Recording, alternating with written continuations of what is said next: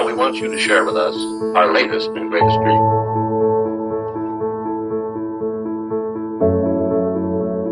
A place of hopes and dreams, facts and fancy, all in one.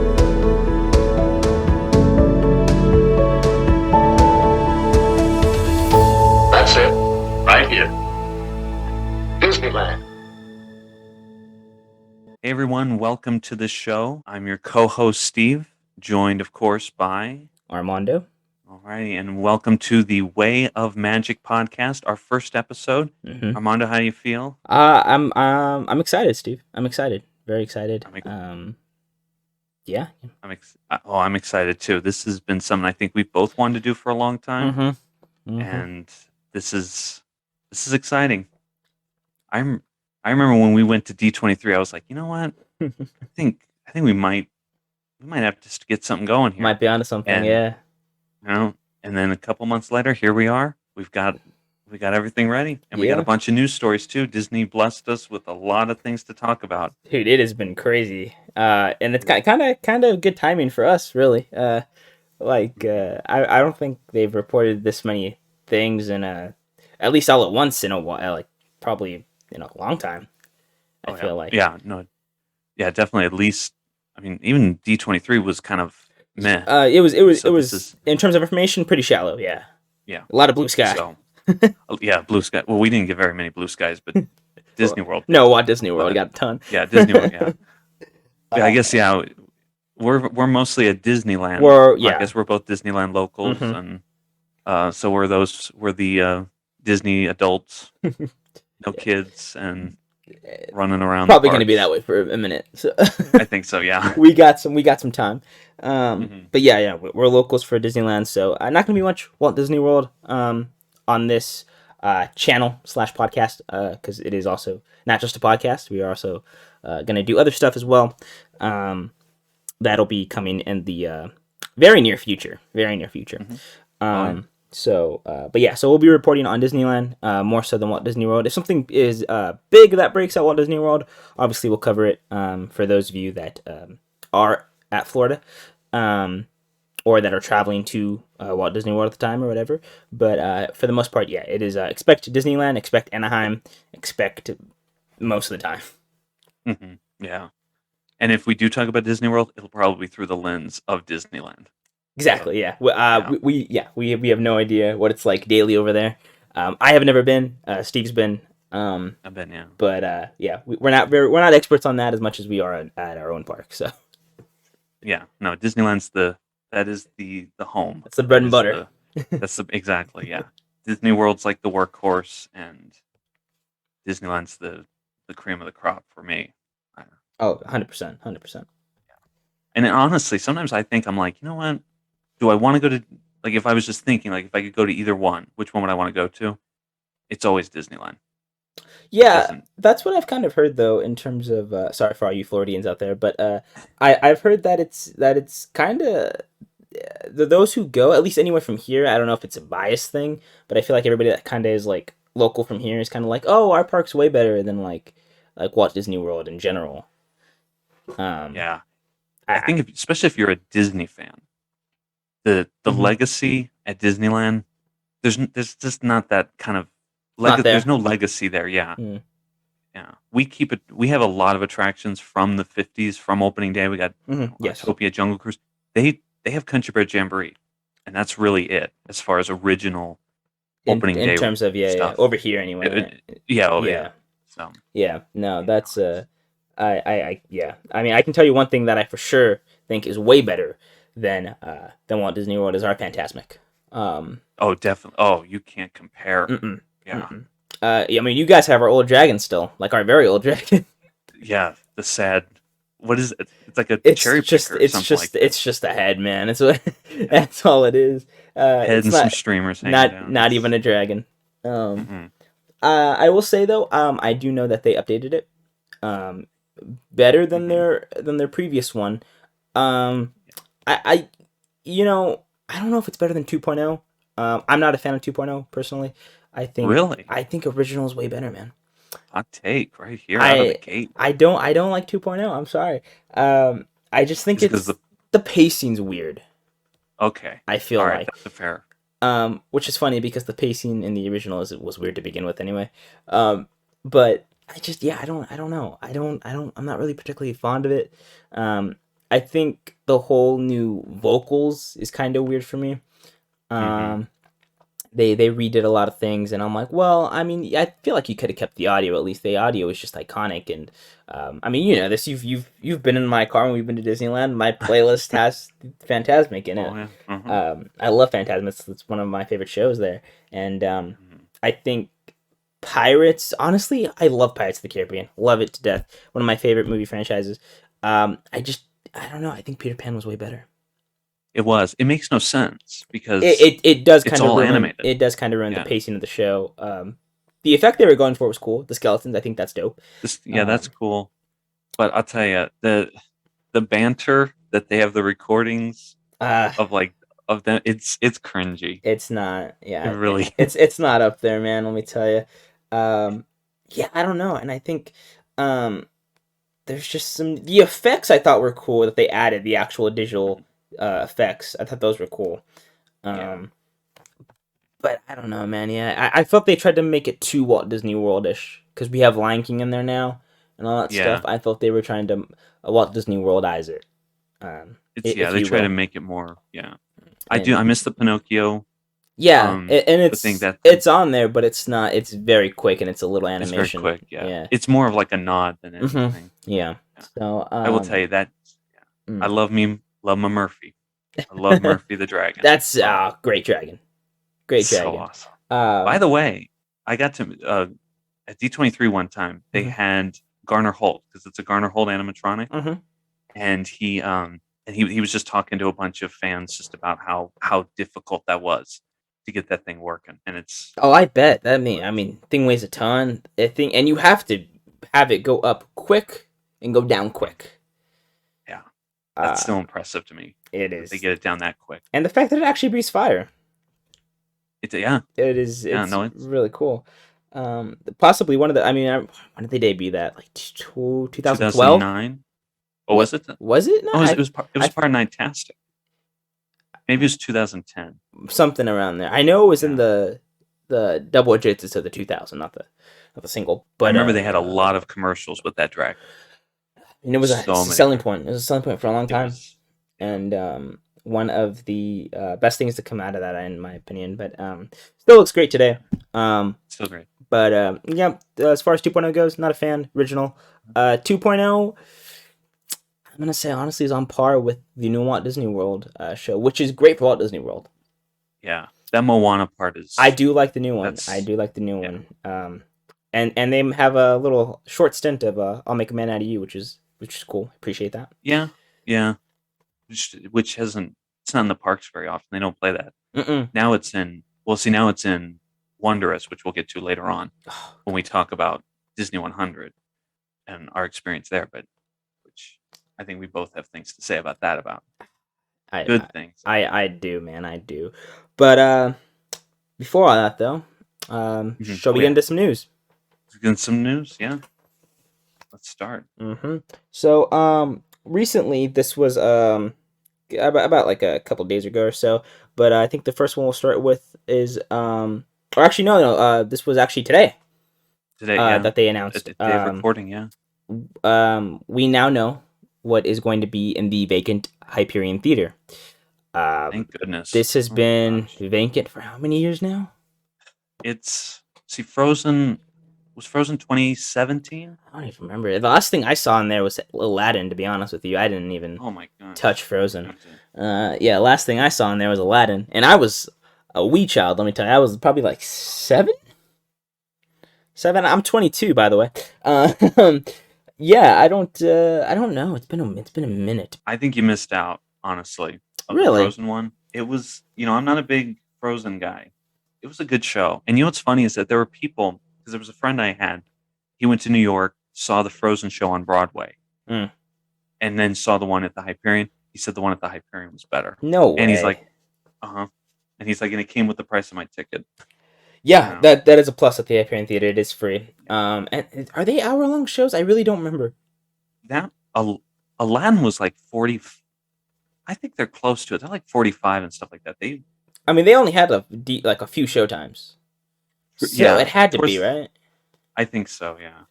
It's okay, so 2016 is when it premiered, May 27, 2016, Hmm. and then closed with the park during the pandemic, 2020.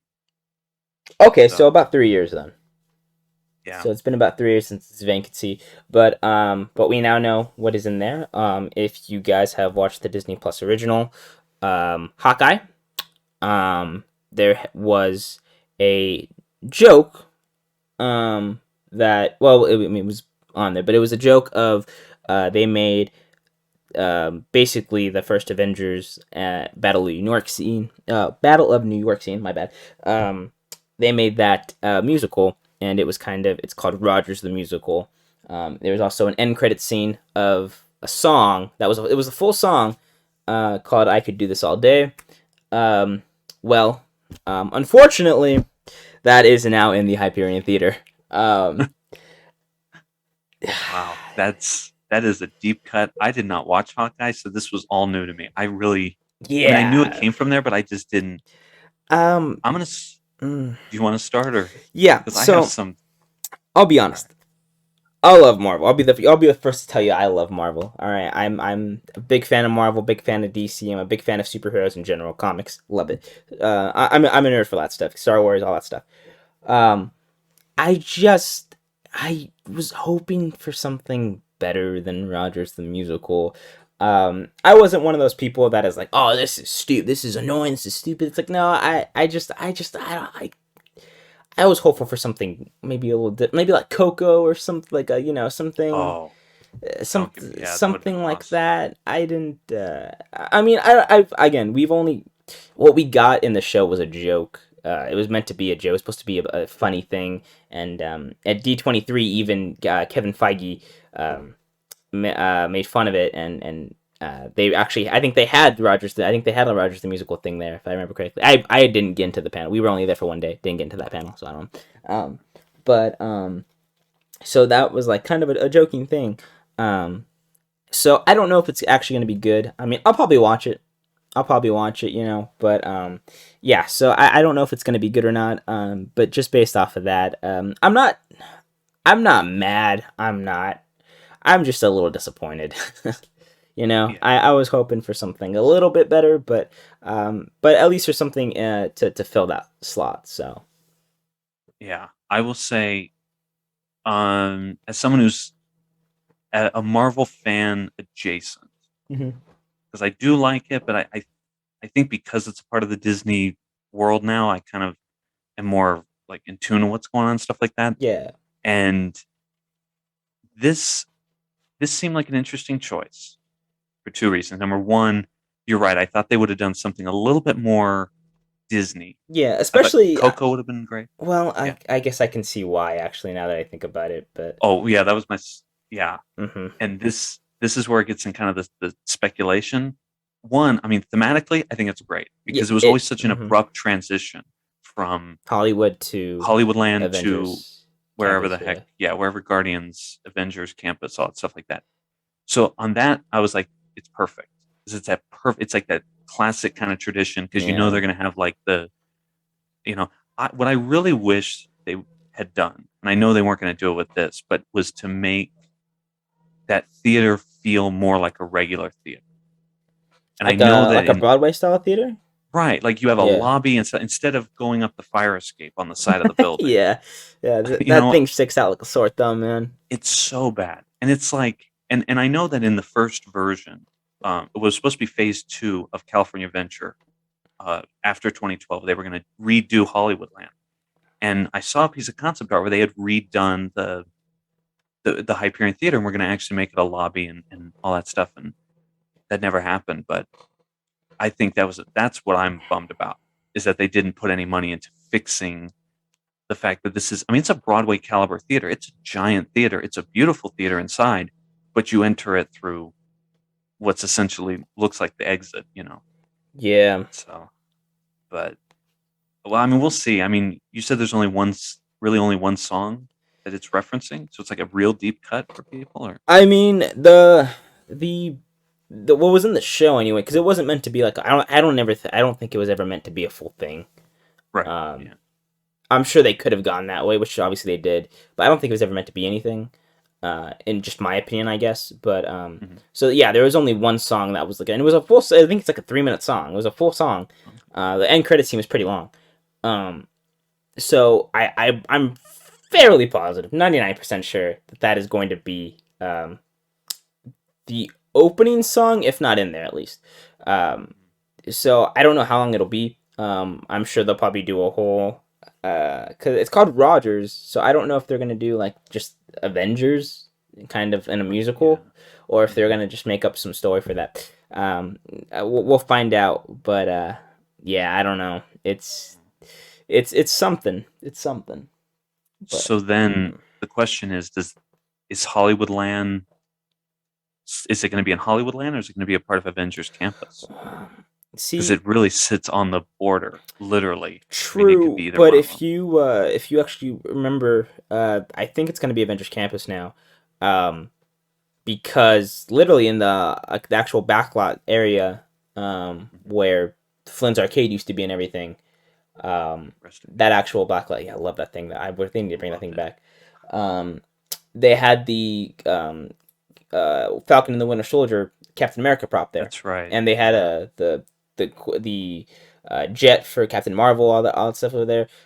So I think honestly, they're kind of that's my gripe with California Adventure. I mean, we can save this for another time, but that's my gripe with California Adventure is it's inconsistent now. Kind of, I feel like one side of the park is animation, another side of the park is superheroes, another side of the park is California themed, and it's called California Adventure. And it's and I understand them saying it's like a tech campus. It's like a Avengers campus, and you're like, that's great. That's grabbing at straws right there. Yeah. I mean, we can get into that at another time. This is but this is, I don't know. Anyway. Well, we'll see. We'll wait and see. We'll watch it. But just a little disappointed. I still miss Aladdin. I was hoping that would come back. It's a great show. The genie was great. Yeah, it was the best part. It was like Broadway genie. It was, yeah. Oh, don't forget your umbrella, Ella. Yeah. All right. Well, now that I'm sad about that, what's the name? Are we gonna stick in California Adventure and head on over? We can. Yeah. Let's do it. Okay. So this was a couple days ago. This is what I thought we were gonna break the news off with, and then I forgot. I know. Yeah. This was a couple days ago. They shed some more light on San Fransokyo, or San Fransokyo Square as it's called, and the offerings that inspired Big Hero 6, obviously. They shared some more concept art, and I believe what looked like no, it is concept art, yeah. But they do share some more concept art of what it's gonna look like in its entirety. They have converted a warehouse at the south end of San Fransokyo to that's where you're gonna have your opportunity to meet Baymax, which is cool. You know, it's not anything special. I kind of feel like, to be honest. Yeah. And in the concept art, they have him without the armor, so I think it's just gonna be the regular Baymax. Yeah, because in Tokyo they do a Baymax meet and greet, and he's just the regular how he is in the beginning of the movie. He's just not without his armor. Yeah. This was. I was at the park a week ago, and this is before they announced it. And I was walking through over the bridge, and I saw that they were doing the work on the what is it, the bridge? Yes.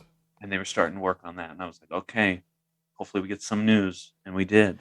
But something that's interesting that I was a little kind of saddened by, and I know some people were a little upset about it.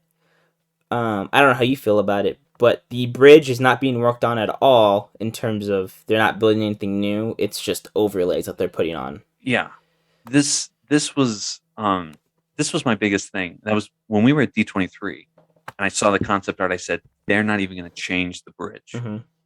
Like they're just going to add something, and that was my problem with it from the get go. Was it just feels like you're doing it's like a California 2001 copy, kind of like just Yeah. you're just going to throw stuff up, and I don't really know the reason why, other than you want to push this Cost saving alternatives, I IP. suppose.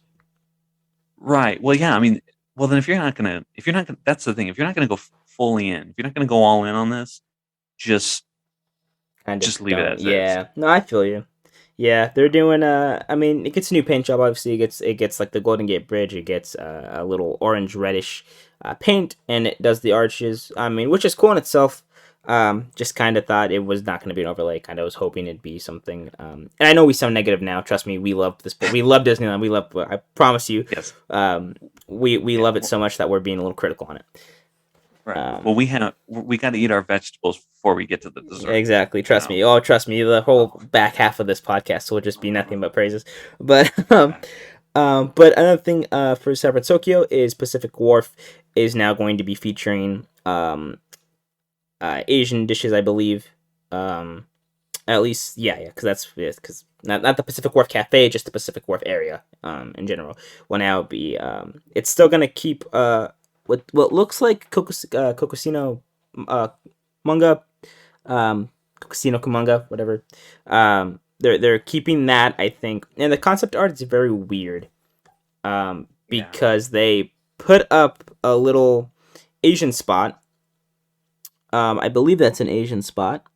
I'm looking at it right now. Service. Oh, actually, it might be a Mexican place. But Kokosina manga is still there in the background. Yeah. So it's kind of like a pop up that they did and kind of just merged it, which is a little weird.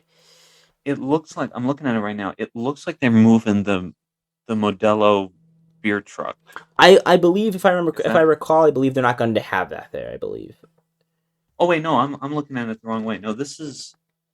Yeah, that's so this from. Is off on this... It's from the entrance of Kokosino.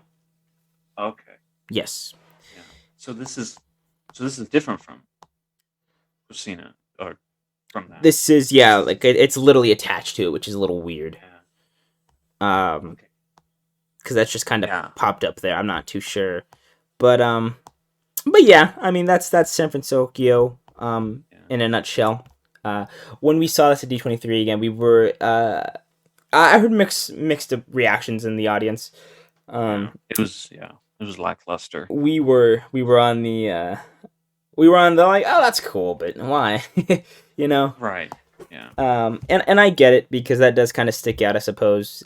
Looking at it from Pixar Pier, it does stick out, I suppose. But that's another theming thing I'm talking about, where it's the upper half is animation, and it's the whole thing. Well, that's because it's the bridge is going to be very, it's going to look like how it does in the movie, but then you're going to have, these buildings don't look at all like the cartoon. I mean, they don't look like the style in the movie. Yeah. So these are going to be their own, I mean, they're not getting rid of anything. You're still going to be able to get. Yeah. It's still. It's just a reskin, really, is what it's it is. It's a reskin. And honestly, yeah. I mean, it is what it is. My biggest thing is the bridge. I also think it's ironic too that California Adventure got rid of the actual Golden Gate Bridge. Yeah, like the actual arches and everything. Yeah. Yeah, and then 12 years later builds another foreshortened Golden Gate Bridge. Well, we'll have to see. Yeah, I'm sure it'll be fine, but as long as we can still get that Ghirardelli hot chocolate, right? I don't think that's being touched. So yeah, I think we're fine. Yeah, so I think we're good. That's a win in my book. Great hot chocolate. It is good. And they're what is that one? What are the one that I got the last time we went? Cookie Dream Sunday or something like that. Yeah, you got like a thing. It was you guys devoured that. Let me tell you. We did. Yeah. But yeah, so that's San Fransokyo. And that kind of takes us away from California Adventure, if I am remembering this correctly. Yeah. Do you want to talk about what's happening at down at the hotel, specifically the Disneyland Hotel? You know it. I am I love the Disneyland Hotel. It is my favorite hotel probably of any Disney hotel I've ever seen. So we got word we got to look at some of the concept art. Are these the actual? No, these are concept arts Yeah, of these the concept villas, at the new DVC Disney Vacation Club expansion, the new tower that they built. Mm-hmm. And we also got some word on reservations, when reservations going to open up. And when it actually is open. And it was, so it's going to open in September. Mm-hmm. September of 2023. I actually don't think they have a specific date. I believe it just says September. And they have some pictures on the inside of the Duo Studios, the Deluxe Studios, and the suites and all that stuff. And let me tell you, it is nice. It is, yeah.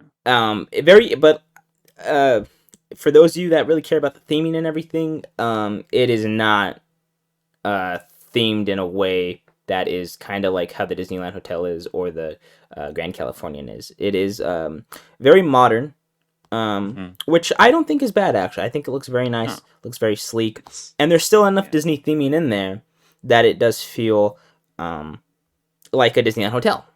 Right. There is one thing they don't have because each tower is themed in quotes to a different land. Part of the land, yeah. I know they have a Frontierland one, yeah. Right, Adventure Fantasy. So this one, and then the pool is Tomorrowland, supposedly. This is the monorail pool. But yeah, this one's on its own. And I mean, people say it's too modern, stuff like that. I mean, the Disneyland Hotel is modern. I mean, it's not. Yeah, it's a very sleek tower. Yeah. Oh, I love. Yeah, the vibe of that whole area. I hope that doesn't change when this opens. I don't think so. I don't think it will. No, I hope. But I'm looking at I think this is the Grand Villa, the Princess and the Frog themed one. Yeah, I believe so. This one, yeah. I love it. I mean, it's nice. The wood paneling. Oh no, the Princess and the Frog is actually the deluxe studio. So that's up to 4 guests. Yeah, that's up to 4 guests. If you're looking to sleep up to 5 and 9 guests respectively, is what it says. It's directly from the blog. That is gonna be a more it's a 1 and 2 bedroom villa. So that one has vibrant colors of Fantasia or Princess and the Frog. So actually, I don't know which one you were looking at, to be honest with you. But the deluxe, the deluxe studio has Princess and the Frog, as well as the 1 and 2 bedroom villa, and then you have the villas also come with comfortable living areas and a full size kitchen, as well as, and I think the suites actually come with the washer and dryers. Yeah, I think all the 1 bedroom comes with washer and dryer, and then the Grand Villa. Yeah, the Grand Villa will fit up to 12 guests, and that comes. Those are going to be. Yeah. Oh, yeah. Yeah. Be a lot of points, and it's going to book up fast. Hopefully we can afford to book these one day, because these look very nice. Nice. They do look really nice, and I wonder, because the Grand Californian has their villas, and those things sell out like crazy. Oh, I've seen the suites in there. Those are very beautiful. Yeah. Very beautiful. I've seen just pictures, and amazing. Yeah. So this is gonna be so popular. It is very nice, and they show a nice little balcony view. I mean, again, saw concept, but they usually match it pretty close. And now we're at this. I mean, it's pretty much almost done. I think I haven't been by there in a while. No, we can next time we go, we can do a little film on the monorail. But yeah, I mean, it is fairly close to being done, because it opens in September. So I'd imagine they're just finishing up some touches on the outside and all that stuff. But yeah, it looks very nice. I would really like to stay in one of these, to be honest. It looks very nice. I know. This is probably the first DVC property that I've been like, I really like this. I got to get in there, yeah. Yeah. Yeah. Now, 100%. What was interesting is that you can't use your points if you're a vacation club member. You can't use your points right out of the gate for this. It's only cash only. So, I don't think I've read the thing. March. Yeah, actually, 15th. So it'll be, for those of you that are looking to book this, it'll be March 15th for the DVC members. Then the next day following that, March 16th, is for Magic key holders. And then the 17th of March is for the general public. So if you are any one of those, being the Magic Key or DVC, you can get the 15th and 16th. But other than that, you'd have to wait till the 17th if you want to try to book. And by that point, I'm pretty sure they'll have room for everything. They're not gonna obviously sell out on the 15th. They're gonna put rooms. I don't. They're gonna. Yeah. It's Disney. They're gonna want to make money, man. They're gonna put rooms aside for the general public, I'd imagine. And yeah. And then I mean they're gonna quote unquote sell out on the 15th, and then it'll 16th and 17th. But if it is popular as they're hoping, because lately there's been some stuff at Disneyland that isn't living up to their expectations. Yeah. No, yeah, and some DVC properties don't sell out. I mean, Alani in Hawaii has been on sale for, 12 years. Yeah, it's been. I would also like to go there. That is nice, and I think you are going. You're going, aren't you? That's the plan. We're still in the talking stages of that. We're still discussing. Yeah, he's in other words, he's trying to convince her. Exactly. Yeah. No. Well. Yeah, my girlfriend's the one that wanted to go to begin with. And I was like, I don't know, but yeah, now we're trying to just figure out a time. Yeah, for sure. But look for Steve to actually go there and hopefully update you guys on how that's going. But yeah, so 16th, 17th, and 15th you can book this, and I would like to book it, but I already know it's probably going to be the monthly rate's going to be insane. That's just going to be, and I think that's why it probably won't. I think probably why you're right, it won't sell out is because the price is going to be so much, and you can't. If you're a DVC member, you can't use your points. Yeah. So that's going to upset a lot of people. Right, but I think what they're doing is they want to make it. They want to get some interest in it. Because I think this is the first time because Riviera was the last one to open of a DVC property. Yes, I believe in Florida, and I think that one. You used your points on. You could either buy it with cash or you could do the points. So the fact that they're having it with no points, I think is kind of interesting. So yeah, we'll see how it goes. That's really interesting. And yeah, it can't be more than the Grand Californian, right? I mean, it's in the Disneyland Hotel, and the Grand Californian is the be all end all over there. So I think we'll see. It can't be more, right? Grand Californian. I mean, those villas book up so quickly. You can't even. They don't even have a cash rate because they're already booked up 11 months out every time. Oh yeah. I guess we'll have to wait and see. We'll have to wait and see. And this is another interesting thing too. There's no, because like Riviera, all of the high-rise hotels that Disney's been building. So whether it's Riviera in Disney World, Coronado Springs in Disney World, the Destino Tower, they all have rooftop restaurants and lounges. This one doesn't, and I thought that was kind of interesting. Yeah, it has more of a first floor balcony type area. Right. So, well, I guess because I forgot you do have the Adventure Tower has the concierge lounge. So I wonder if these people who are staying in this tower will have access to that concierge lounge, where you can see the fireworks and stuff. You'd hope when you're paying a rate like that. Yeah, I know. Tell me about it. Yeah. Well, again, we'll have to wait and see though. But it looks very nice. Hopefully one day. I just want to go and just look at it. Just want to walk into the lobby or the little. I mean, they'll at least let you do that, right? Yeah. We'll see. Before we no, go ahead. Do we have one more? Before we move on to the next, do we have another news story? Or are we going straight into we have two. If you want to actually, Okay. So we'll try to keep these a little light and brief. But we'll switch over to Florida for a little bit. Walt Disney World, right. I believe has announced. I don't remember if this is old or not. I feel like I heard this back a couple days, but I've also seen it resurface again. So I think they announced that they are going to end the park reservations at Walt Disney World.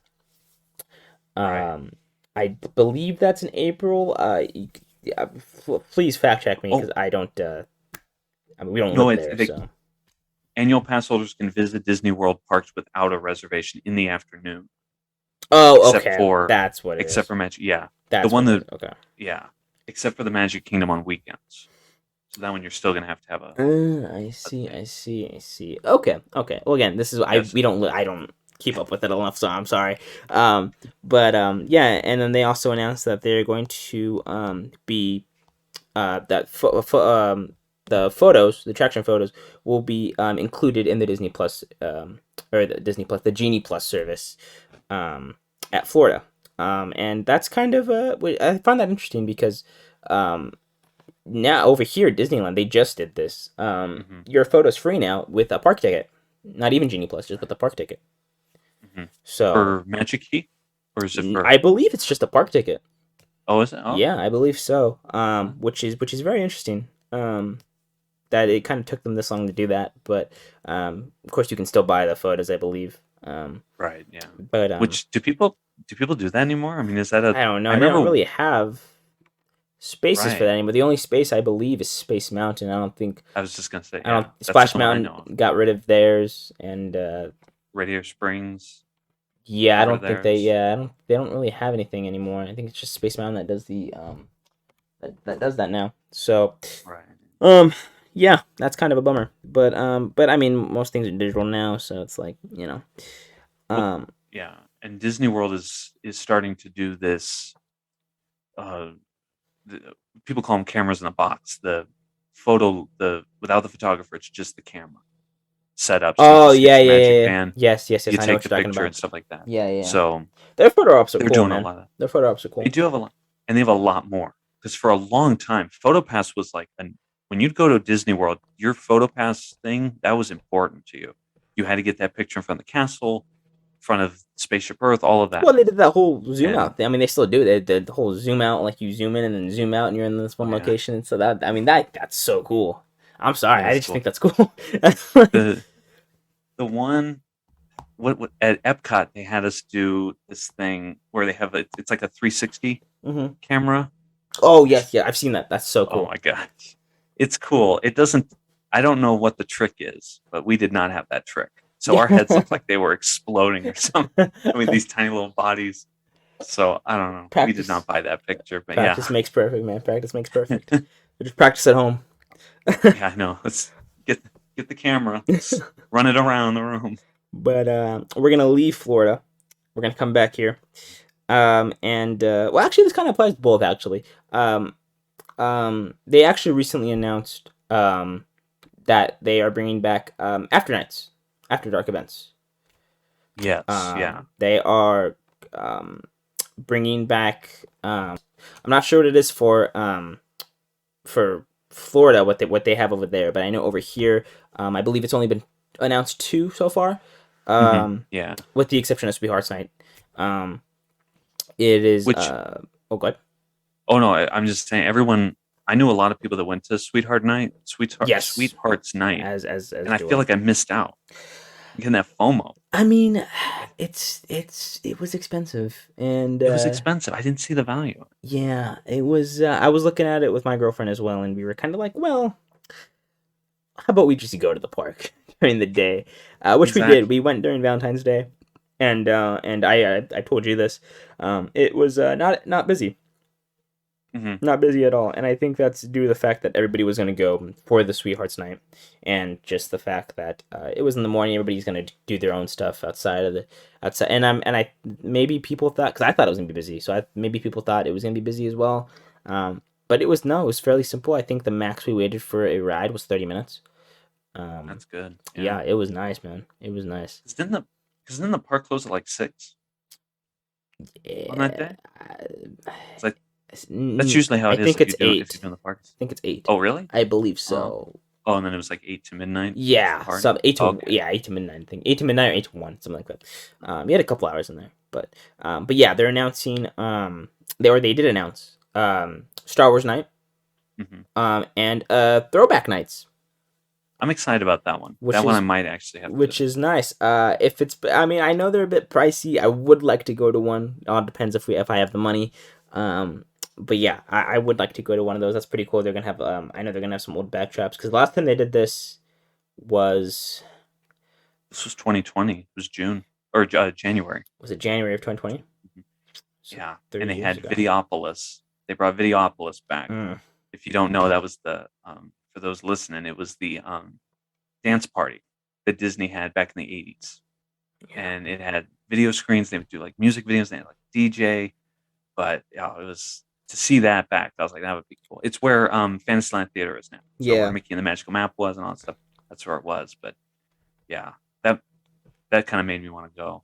What would be great if they did throwback nights is if they did Space Mountain with the old '96 Dick Dale version or something like that. I don't think that'd be too That would be- hard. No, and I think they did it for the 60th. In 2015, I think they used that music. But I say go all in if you're gonna do. Yeah, I mean You it's do only throwback, I it's mean- only 2 nights, I believe, right? Mhm. They only have those 2 dates, so I believe they're already sold out. To be honest, Are they really? I believe so. I know I was a little late to the party of getting on that. Correct me if I'm wrong. We could probably check after this, but yeah, I do believe it is sold out, which is a shame. But we'll see. I expected Star Wars to sell out pretty quick. Yeah. Oh yeah. So- They always have those. It's pretty. I mean, they had Palpatine there. What was it? Obviously before the pandemic, so it'd be 2019. Mhm. Yeah, because it was. Fake. Didn't it coincide with Star Wars Celebration when it was there? It no. was at the. It happened a couple days after, I believe, something like that. Oh, okay. Yeah. It was somewhere around there, I believe. I did go to that Star Wars Celebration though when it was in Anaheim. I went to that. That was pretty fun. That was. Oh no, that was actually 2 years ago. No, was it last year? Oh, It was I last think year. it was last It year. was last year. Yeah. Well, it was supposed to be. Anyway, that's the whole thing. But and then for our final news update, it's at Disneyland. For those of you who follow at Disneyland and go to Disneyland and have that stuff, during the Disney 100 event, they also opened up a new ride, which you guys have had in Florida. It's Mickey and Minnie's Runaway Railway. That is no longer going to be using a virtual queue system. Actually, that was put into effect yesterday. Because Was it really? yeah, that was put into effect Wednesday. You no longer need a virtual queue to go ride the ride. Standby is now an option. Of course, Lightning Lane is still an option. But yeah, you are able to just go and stand in line now. No need to show them a virtual queue to get into Toontown at all now. You can literally just walk up That'd be nice. under that hill and or under that bridge rather, and then just go to wait in line, which honestly, not a big surprise. It is not really too busy. Yeah. About the max you're gonna wait is an hour and 10, so 70 minutes. Which isn't that bad, and that queue's so No, good. that We'll queue talk about is- it later on. Queue is very But- nice. But yeah, it's not a surprise to me that it's not busy though. The reason they ended up opening up this or the reason they did standby so fast is virtual queues were good. Virtual queues were selling out, but those Lightning Lane was not. Yeah, It was not yeah. It was that first day, and we'll get into that obviously more later. But after that, it was not selling out. You could get current time if you bought. You could literally buy it. You could be at the entrance of Toontown waiting, right? Buy it and then immediately go in if you wanted to, because that's just they weren't selling. And Yeah. Disney was like, Yeah, okay, well, might as well. Time to and we went because we went on the day after Valentine's Day, and we went and you could get a Lightning Lane. It was like right now. It was like right then and there, and I was Yeah, like, it's just okay, that usually I kind of figured that was going to happen. yeah. And I think we can touch on why we think that when we get to that part. But yeah, so no more virtual queue, which is Good. nice, kind of. So you can so everyone can sleep in Yes. until 8 o'clock. No more 7 No more a.m. 7. until that Avengers ride opens. Yeah, whenever that one is. But yeah. Yeah. So. So we want to talk about the other change that happened at I guess we're going back over to California Adventure. Oh, is there another change? What was the other change? The World of Color. That's ending? right. Yes. Gosh, weird. Yeah. again, There's a lot this week. I mean, there was a lot, yeah, and and it's a lot for a first episode, so we apologize, especially if there's any audio mishaps or whatever. We'll get those all tweaked out and figured out later, but yeah. Yeah, no, that was so. I guess people World of Color came out. The new World of Color 1 for the anniversary was I was on the 27th, so that was when it premiered. And that first weekend, there was a lot of confusion with people in the audience as to when the show actually ended. And so they've tweaked it a little bit and made it more obvious that the show had ended. And I kind of can see that. I saw some videos of it when it was the original, and it did kind of look like I just kind of it does like what it used to do, I believe, in when World of Color opened again. It was just like it did the projection of World of Color, but the music kept playing. Music kept playing, and then they kept doing the shimmer effect where they have all the lights at the bottom. And I saw it, and I was like, hey, the video's about to end, but it's still there. Yeah. So. And it caused some confusion on YouTube, let me tell you, too. There was afterwards, you probably watched about a good 3 minutes of nothing. Yeah, because if you were streaming it or something like that, you you didn't know. Yeah. That was that's let me tell you. Oof. It was kind of weird. I like that they put Walt at the end. But yeah, they definitely got to move it up a little bit. But it looks good now. Still looks good. We'll talk about that a little bit later. I haven't seen it in person yet. Neither have I. So I guess we won't be talking too much about that. But it took me 12 years just to see World of Color, the first version. So I'm bad when it comes to World of Color. It's okay. It's yeah. It's kind of a struggle to get over there sometimes. So. It is, yeah, and you always got to wait for the second one because the first one is, I mean, good luck getting a spot. Yeah. So. Oh yeah. Unless you want to do the dessert package and all that. Yeah, I don't feel like shelling out $50 though for a dessert and all that stuff. So. Yeah, I know it's funny because my girlfriend loves to go to the Candy Palace and go to all the little treats and stuff like that. Yeah. And she's like, we should do the dessert package. And I'm like, she's like, they're gonna have the cookies from the thing. They're gonna have those peanut butter chocolate squares that they have. And I was like, hun, no, they're not gonna have those at all. It's gonna be something that's been through the flavor vacuum and is nothing like that. No. So, but you get a good spot. Yeah, they're very nice, very nice. And I mean, I guess they make money off of it versus the pass way. So, right, yeah. Kudos to them for that. But yeah, I think we've finally reached the latter half of this podcast, which is now time for it's more or less story time now. Yes. Well, wait, one more thing. I did want to talk about something that came out recently. It's not Disneyland, but it's local. It's their Cotino, the Disney Palm Springs storyteller living. Yeah, the Palm Springs thing. They have done land clearing. They cleared the land, and they've got they dredged out the whole lake that they got. It's a 24-acre lake that they have. They got that all done, and they're going to start building the actual community, the actual houses and stuff like that.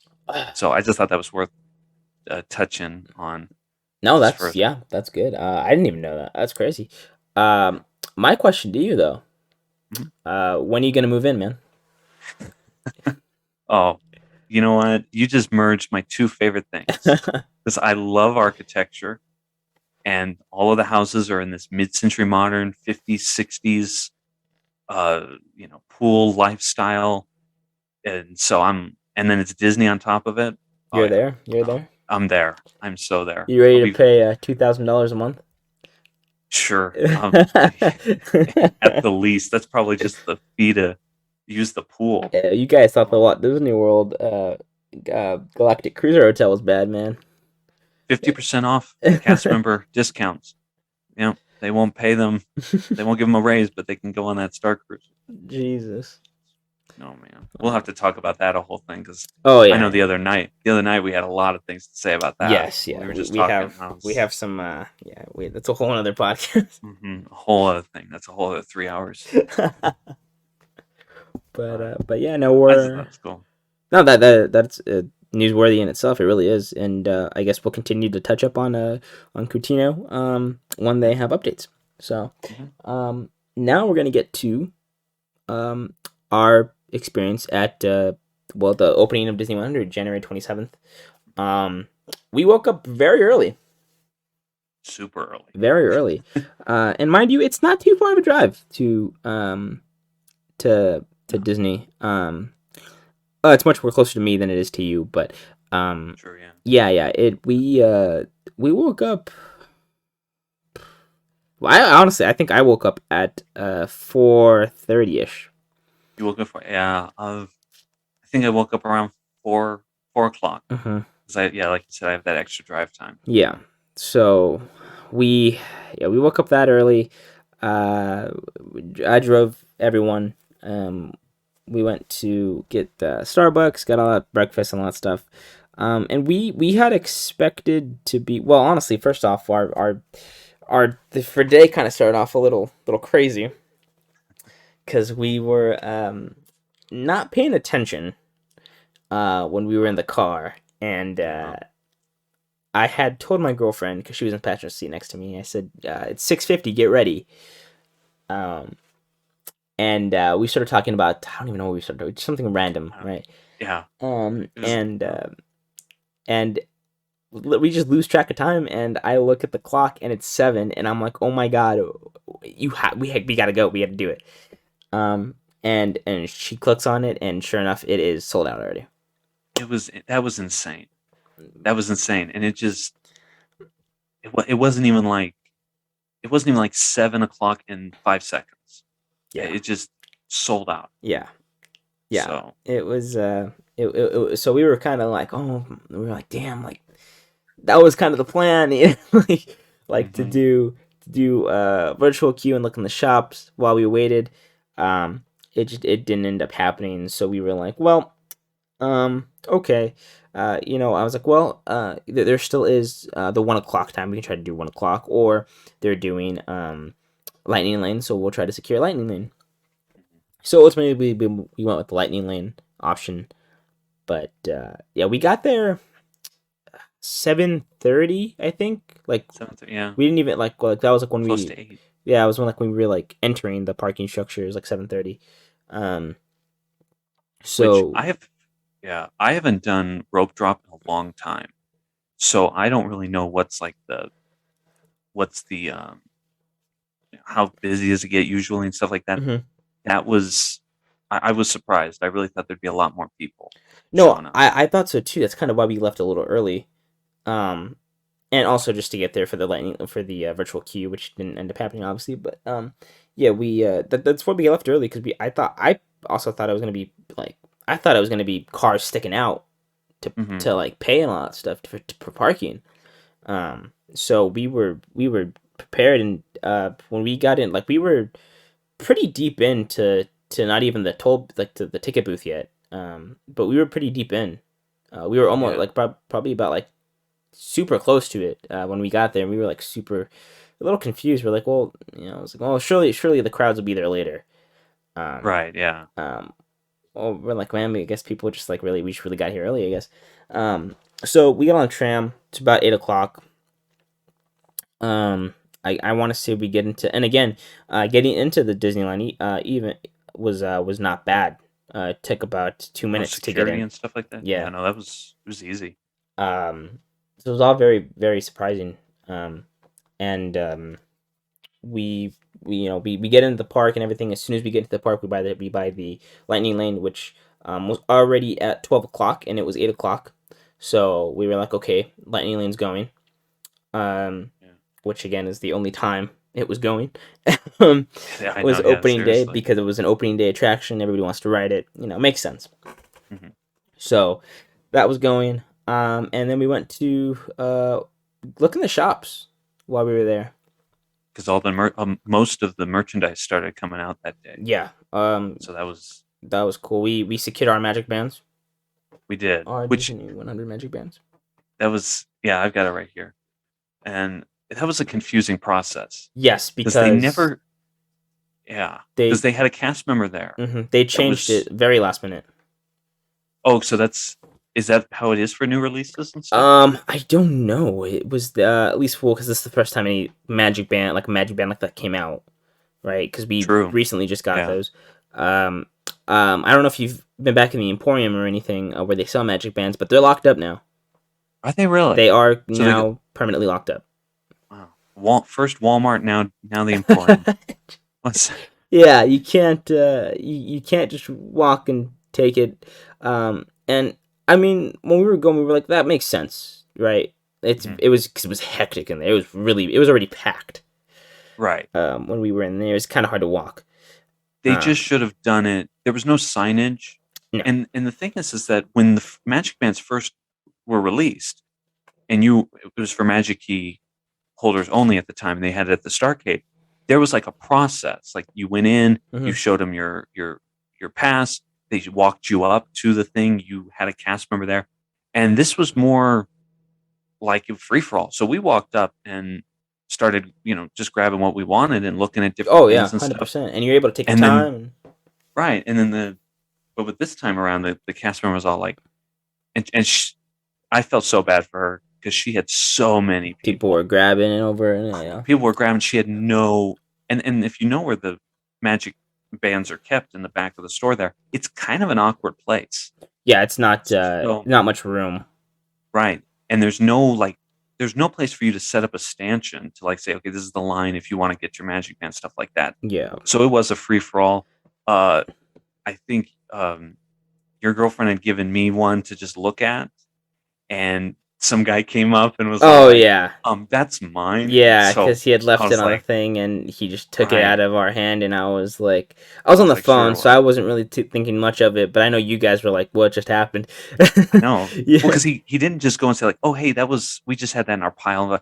No, he grabbed it. And Yeah. as he's walking away, was like, no, this is mine. So Yeah, and that yeah. was an experience. I was kind of I was on the phone, so I wasn't really I wasn't bothered by it until afterwards. I realized what I was like. What I was like, did he just grab that out of my hand? I was like, yeah, it was crazy. But yeah, but it was funny though. At the time, when obviously we went, the only ones that were locked up was the 100 ones. Everything Right, yeah. else was not locked up. You were able to look at them. You were able to take them down. All that stuff. You had to give them to the cast member to have her go take it to the register so you can go buy it. But now they're all locked up. All of them are locked up now, which is a shame. But It is, yeah. I mean, are there people buying Magic Bands still? I'd imagine Honestly, so. I'd imagine so. yeah. I feel like if you're a Magic Key holder, you got yours and you're good. Yeah, Because I have 2 Magic Bands, I'm good. same. Unless yeah. they come up with something else. Or unless it breaks miraculously somehow. I don't know how. It just break. Yeah. Might just get run over by a car. I don't know. Oh, that's right, because you have a limit, don't you? Yeah, my girlfriend No. is my girlfriend has put a limit of 2 on me. And she goes, "Okay, you got your 2 now," and I was like, "Well, I don't know, might break." My first one's kind of acting up. I'm not gonna lie. I was like, Is it really? Okay. um, Yeah, because you have the Star Wars ones, you got the Marvel ones you got to pick from. exactly, yeah, And- and they're coming out with, and then they do the movie ones now, as we find out with Wakanda Forever. They have Mhm. they have limited ones, so I mean, you never know. It's true. You never know. But yeah, that was an interesting morning for merch, and again, that we kind of figured there was going to be a line for merch, but it didn't take too long though, probably about 10 minutes. It was it was really good. Mhm. They were quick with it, and I felt a little judged because it was 9 a.m. and I was already getting my merch. But I mean, it's a good thing we did though. yeah, no, I'm glad we did. And then also too, you get to walk around with your thing. And speaking of people getting their merchandise, a lot of people wearing their Disney 100 stuff. Yeah. At Oh yeah. 10 a.m. And I was like, so you guys must have just worn your laundry clothes and bought the new stuff and switched out. And Yeah. because we had Well, they also a lot had of it. people that They also had it where you could order it online as well. For Oh. for a while there on Shop Disney. Mhm. But maybe they got possibly, I'd imagine. So if you're a die hard. You know, if you want to rep, we were cool with just wearing our we got when we went to D23 Yeah. we got Imagineering shirts. So That's yeah, and that's really I have that one, and then I have a Lunchbox Disney World 50th shirt, and that's really it as far as like Disney clothing and stuff. Mhm. And so yeah, I'm more subtle, so I'll wear the I'll rep my my craziness comes in. yeah. I'll rep my fandom My- knowledge and excitement over a Q. Exactly. Yeah. Oh no. Yeah. No. Well, we'll get to that. Yeah. We will get to that. But But yeah, it was an interesting morning. But yeah. it still was not busy. It wasn't busy. I loved the vibe though. I mean, I love whenever an attraction opening or start of a thing, Mhm. of a event or something like that. I love that It was very because nice. I was there for the 60th anniversary and it had that same kind of vibe, and yeah, I loved it. It was great. Calming morning and all the chaos, honestly. Yeah, But the pin shop, man. Oh, the pin shop that was the only crazy part, and you know, was I'm not a wrapped pin guy, but to great moments. yeah. So because it was at the what is that? The 20th Century Music Shop, Yes. the old tobacco shop, Yeah. and which used to sell my books too. I loved them. They had all the Disney books there at one point. But yeah, it was wrapped around all the way down to Great Moments, and It was and that was at night. That was when we got there. It was like around like 8:30 in the morning. yeah. 8:30, So 9. people rope dropped it and went straight to that.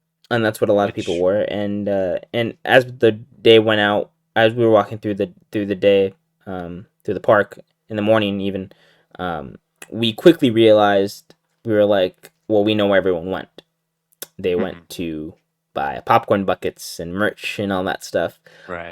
That was where the crowd was, and I think it kind of sunk in that it was like, well, I know this is more of a local park, and so it was kind of like, well, everybody that wanted to be here for the Disney 100 kind of strictly kind of wanted merch.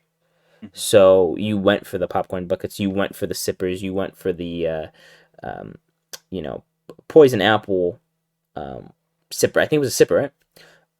Yeah. It's the same one they've had. They just Yeah, made it's just chrome the and purple and which is out of everything, that's the only souvenir that I actually kind of want.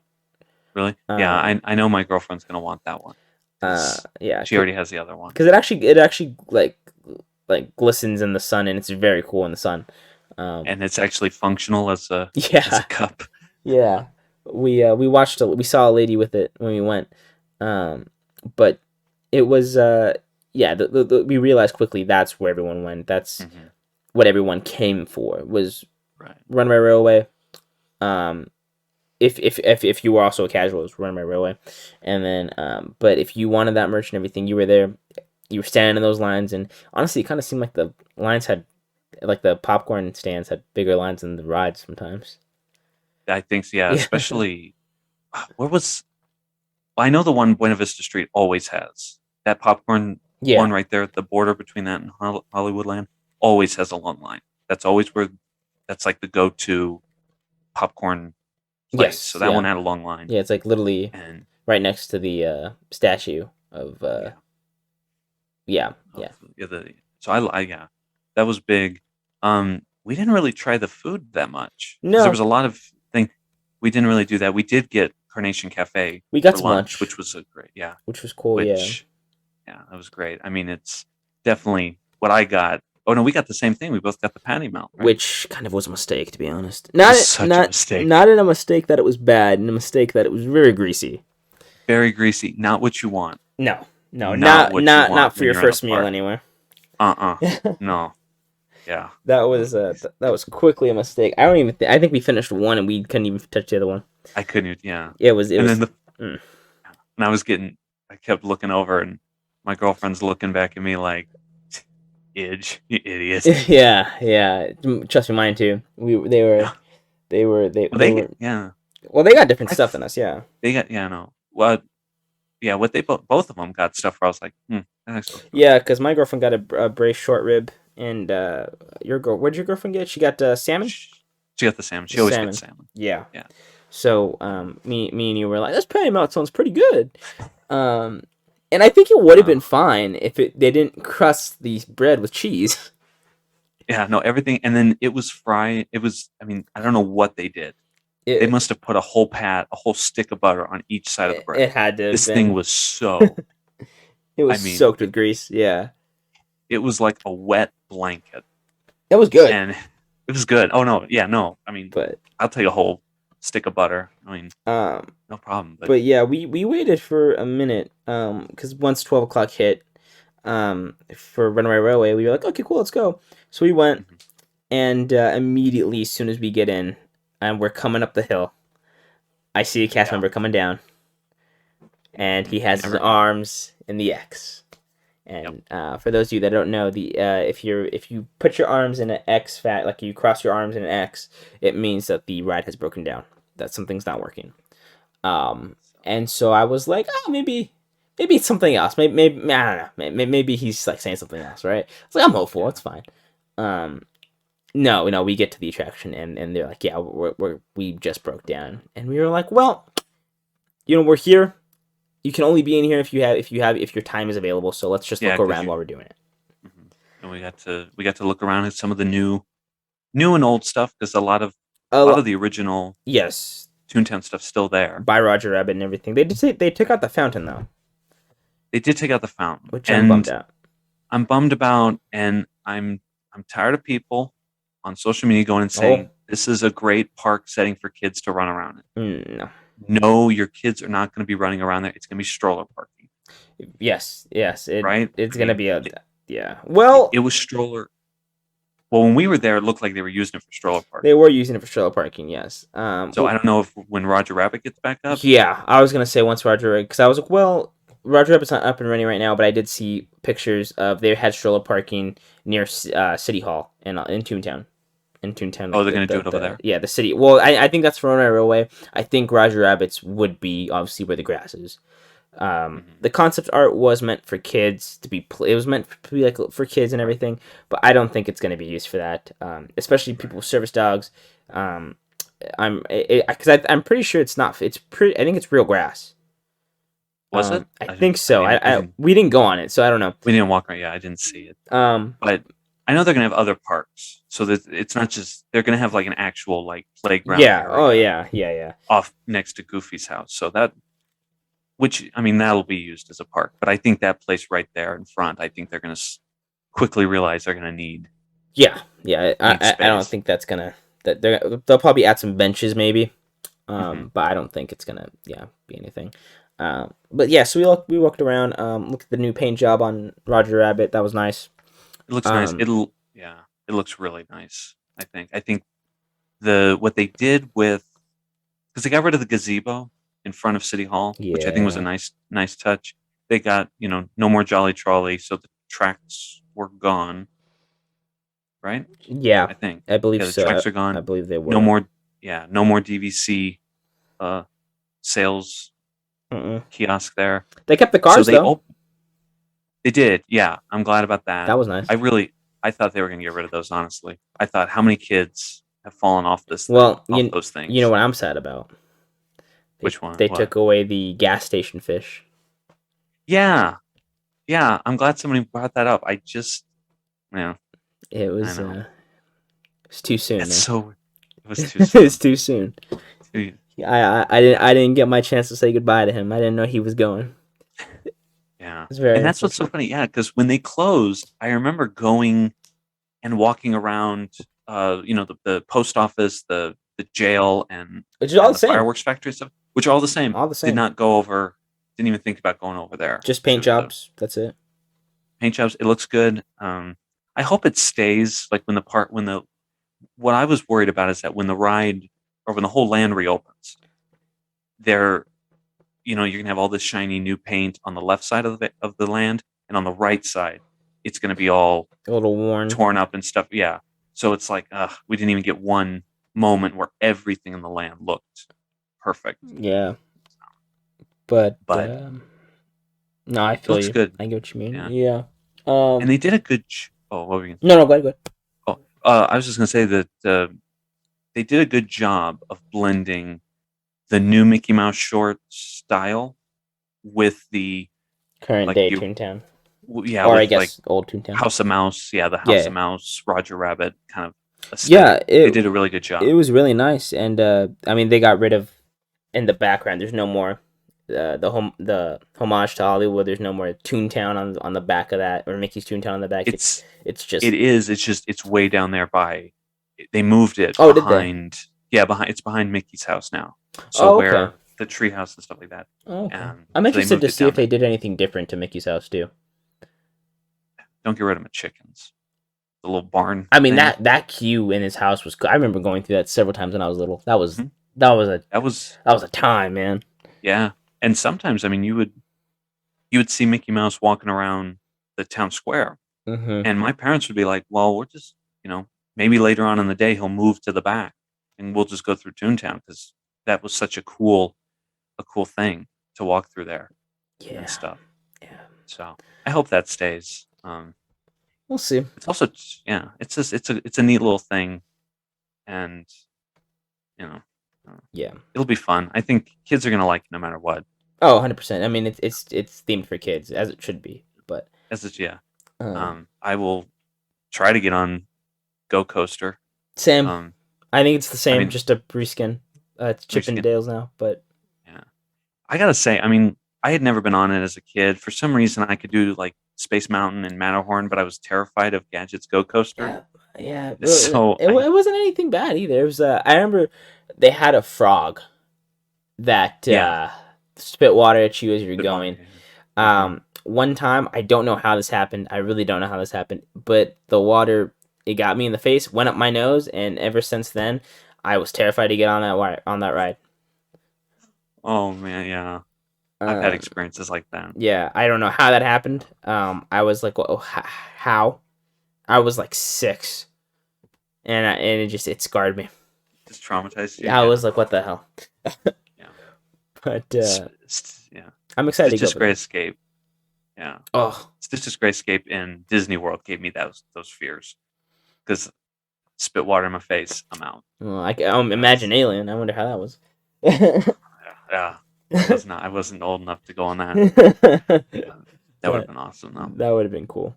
But yeah, so It's a cute ride. It's a good like beginning coaster, I think. yeah, no, it's for young ones, 100%. Fun fact: it's only like a few miles per hour less than Space Mountain. Really? Yeah, I think Space Mountain is 28, Yes. and that one's 25. Interesting. I think Yeah. Well, So. you still drive faster to the park, so. it's true. I know people go 90 on that freeway. You can't lie to me. Yes, especially at the end of the night when they're going over that flyover. Oh, please. They're booking that thing. They're driving it Oh, like they stole it. 100%.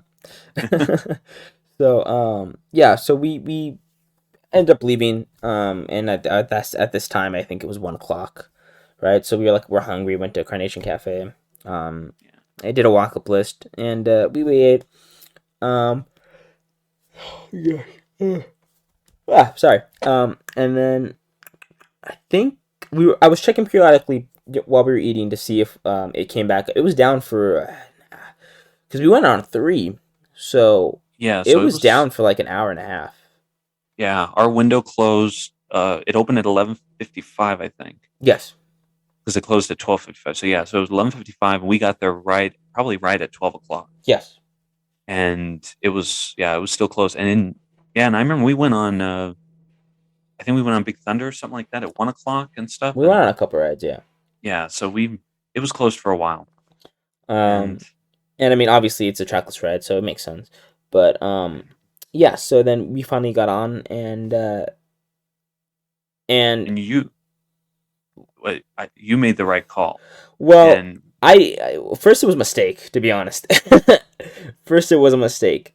to do the lightning. Well, I didn't know. I thought it was just kind of there because like they were like, because they have it there on like they had it there on another ride that they weren't doing lightning at the time. I forgot which one it was, but so I was like, oh, I think it's it was Smuggler's Run. I think when Smuggler's Run opened, when Galaxy's Edge opened, I don't think Lightning Lane was open.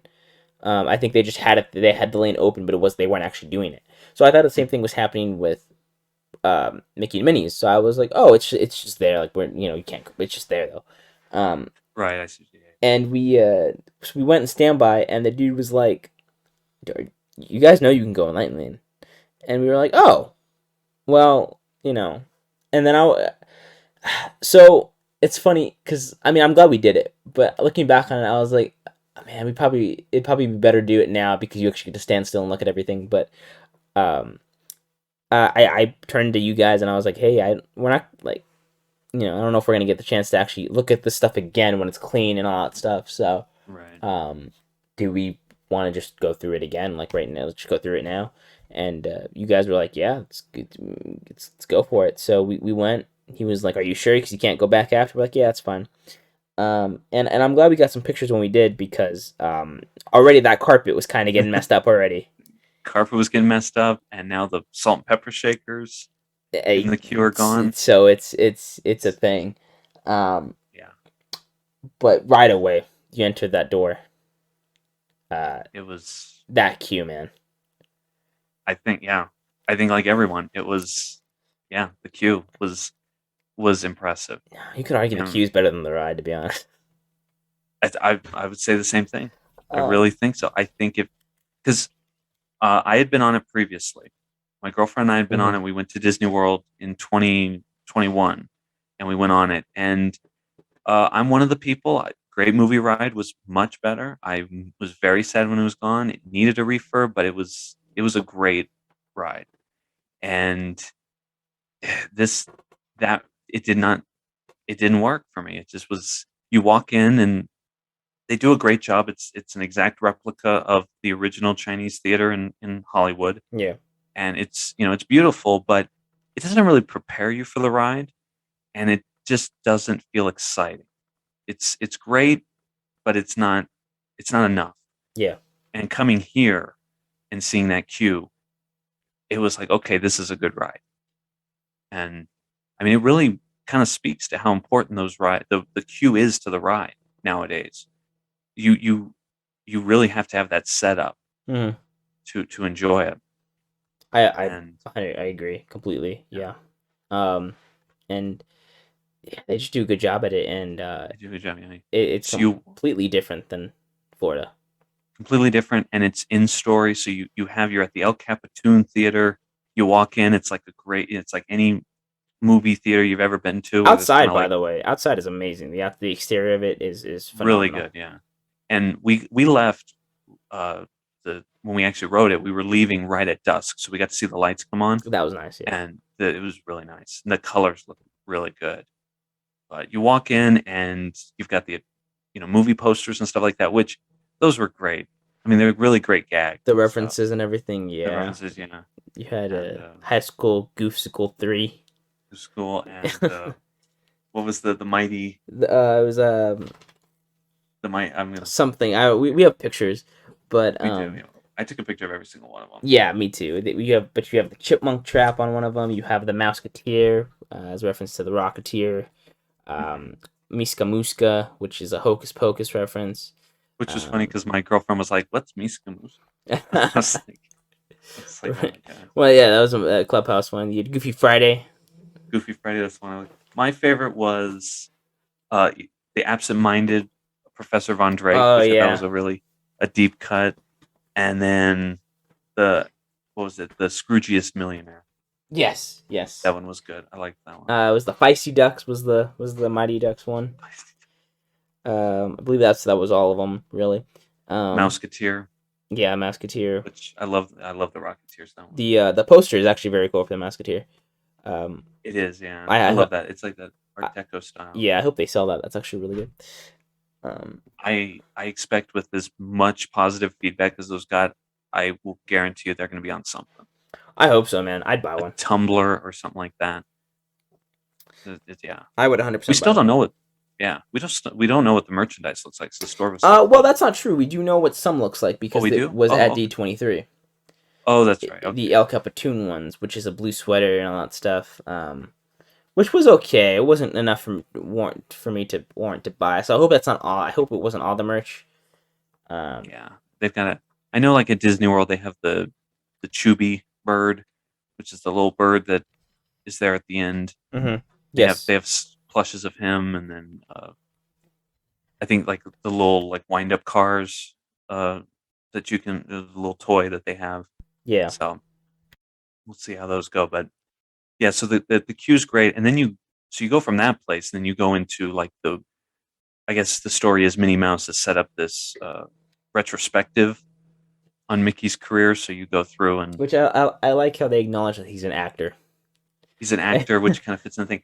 But you know what? I jumped ahead because there's that shadow box before you enter. You know the one I'm talking about? The one Oh with yeah, on the side of the ribbon, door. Yes. which has a lot of like great little like nods to Disney history and stuff. Mm-hmm. What was the one? They I love that they had the femur of from the the actor skeleton, of the which skeleton is, dance. I like the description because it was like this was played by like some name was like who played skeleton number 3, and like I just love that they have a reference to the ticket that that Roy bought as being the first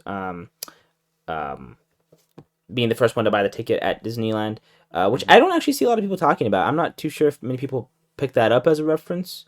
It stuck out. It stuck out to me right away because I mean they just interchange it. They say like I forgot who started the El Capitan Theater, but they reverse and say his sister bought the first ticket. Yeah. But it's Casey Coots. Okay. Casey Coot. Okay. Yeah. But yeah, so I mean I immediately was like, oh, that's got to be a reference to. So I don't really know. I didn't see too many people actually like point that out. So I was like, I wonder if anybody actually caught that. But yeah, they have opening day. They have the first 3D pair of glasses, Toon glasses, all that stuff. That was cool, yeah. And a lot of them have jokes on them. Well, because the one that you're talking about with the pair of 3D glasses, it has, because I pulled it up right here, Ludwig van Drake is the one who created it, and he says before settling on the blue-red combination, he considered many different options, and he goes red, yellow, green, red, blue, which is a reference to the first World of Color show, World of Color episode, where Walt Disney sends it over to have Ludwig van Drake talk about color, and he sings this song where he does that. So that was a deep cut, and I was very happy that they did that. There's a lot of references in those, and it's so funny. It's very cute, and I mean, as soon as we walked in there, me and you were grin ear to ear, man. Mm-hmm. It was not a constant. It was a constant smile. Like I didn't stop smiling until we got out of that building. Yeah, no, it was good, and it was a lot of just, it was thoughtful. It was like, okay, that they acknowledged, they put time in it. They put time into it, yeah. Yeah. And I don't know because the Imagineer that was in charge of it at Disney World was Kevin Rafferty, who worked on Cars Land and PhilharMagic and Toy Story Mania and all those. And so I don't know if he worked on this one, but if he did, if he was the project lead on that, then yeah, props. He did it. Yeah, seriously. Because that queue is amazing, and then you go in through the eras of Mickey. Mm-hmm. The eras of Mickey. It starts with so you got Plane Crazy, Steamboat Willie, and Fantasia, and all those. Me and you were complete because we hadn't looked at anything. The only thing I saw was the Sorcerer Mickey box display box, and you saw the Steamboat Wheel, I believe. Yeah, because a friend of mine posted it because she went into cast member previews. Yeah, and so she got to see it, and I was like, And I had the opportunity, but I just wasn't able to go. So I was like, it's cool. I'll just go with you guys. So yeah, I mean the fact that the wheel actually moves is great. Mm-hmm. It's just a lot of fun. That's probably gonna break. I'm surprised that wasn't the first to break, honestly. Yeah. Then it's tough to turn though. Yes, it's heavy. It is heavy. And then they have the Plane from Plane Crazy, obviously. The symphony book when he makes the Symphony Tornado. I forgot what the actual short's called. Band concert. Yes. Band concert. Yeah. Then they have obviously Sorcerer's Apprentice and display case, which is really cool because it the hat actually will levitate sometimes. Mm-hmm. Yeah, that was cool. Very cool. And they even had like on the book, the Sorcerer book, there's like water. Yeah, water damage on that stuff. Water damage, which I thought was again really clever. Very cool. Then the next one they had was the me and you geeked out about this one. Lonesome Ghost. Lonesome Ghost drawer. They had the hat there. They had I guess was basically a telephone. Yeah, they have which is, I mean, because it's like when you think of that, because I mean, even if you don't like see it on Disney Plus or you don't remember it as your child, they had it on House of Mouse. Yes, which is where I saw it. Yeah. And it had all the things. Is the phone, the ghosts come through the phone, and then that whole gag they had with the dresser and stuff. There's Mickey going, hello, hello, hello. He's just doing that, and I remember I saw that, dude. Me and you geeked out. We're like, oh my god, they have the dresser. Yeah, and that's the thing, because like I don't know about your girlfriend, but mine, her like knowledge of Mickey Mouse is very little. Yes. He's a corporate logo. That's pretty much. Yeah. She didn't watch. Yeah, so she didn't watch House of Mouse when we were kids. 100%. She didn't watch. Yeah, so she was, for her, Mickey Mouse is, oh, that's the guy that you meet at Disneyland. That's. I mean, it's like everybody knows that Mickey Mouse is iconic, but yeah, everybody knows the shorts and all that stuff. I think the only other one that I think most people know, or two other ones, is Steamboat Willie and Sorcerer Mickey. Right. The only iconic ones everybody kind of knows. Mm-hmm. But yeah, and they did some real, like, when you get into the next room. Oh, that was insane. A lot of those were like deep cuts. Even I was like, oh, I remember that. Mm-hmm. So because they do the. Oh yeah. Well, I was gonna say the one that sticks out to me the most is the beanstalk. Yeah, that was great, because not only was it there, but they had it where it went through the ceiling. And then it does the light, which I actually didn't know. I don't know if you know this either, but cause we only wear it in the daytime. But the light actually changes when it's day or night.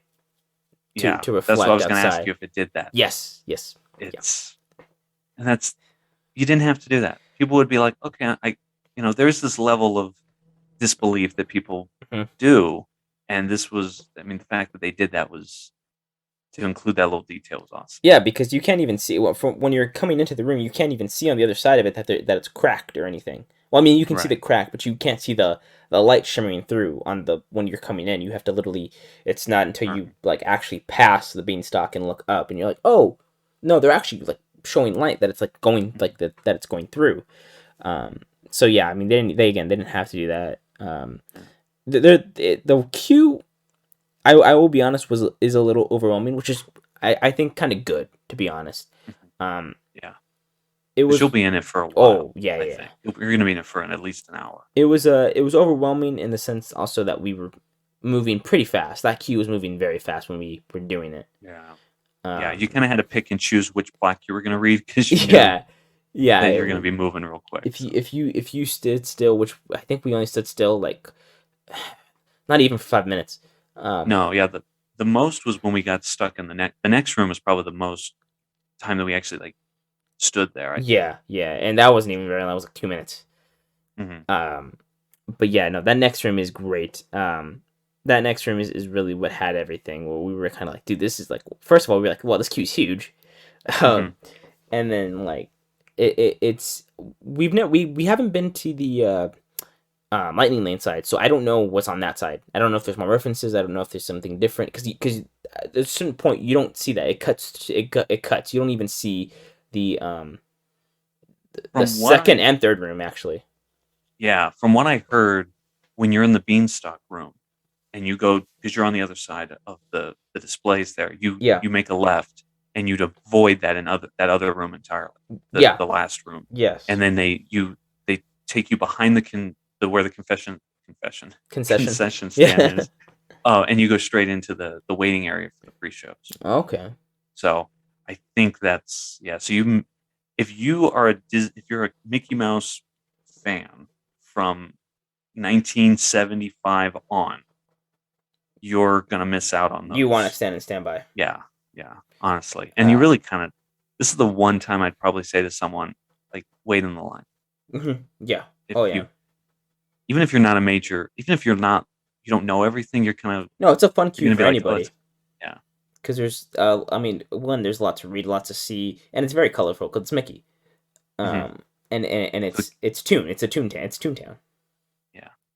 So yeah, walking in there, and then the I think the one that really surprised me.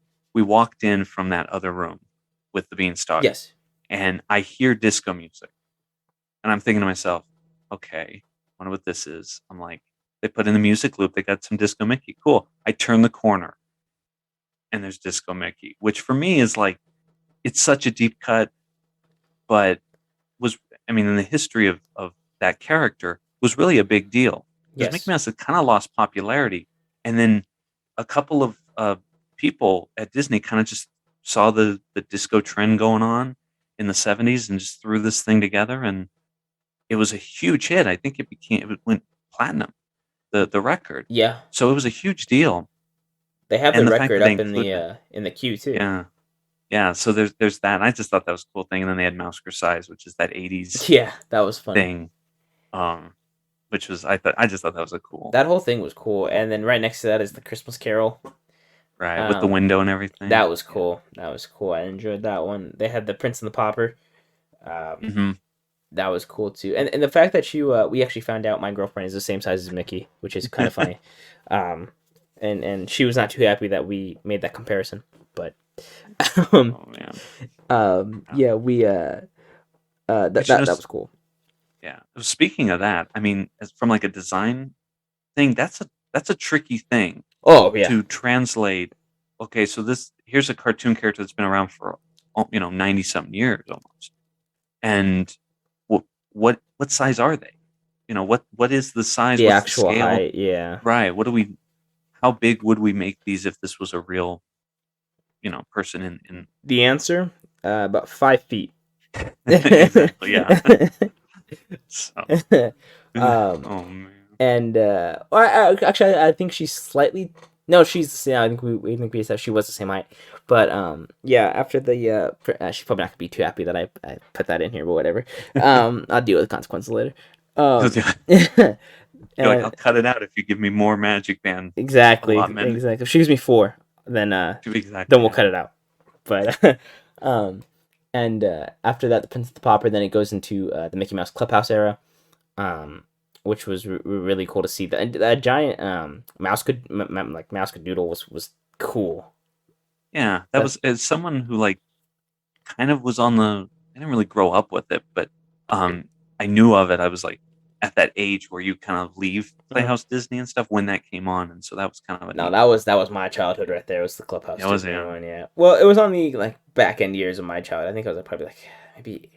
I think it started in 2008, 2006 or 2008. Oh, did it really? I believe so, somewhere around there. Okay, then maybe I was. Yeah, I guess I would have been like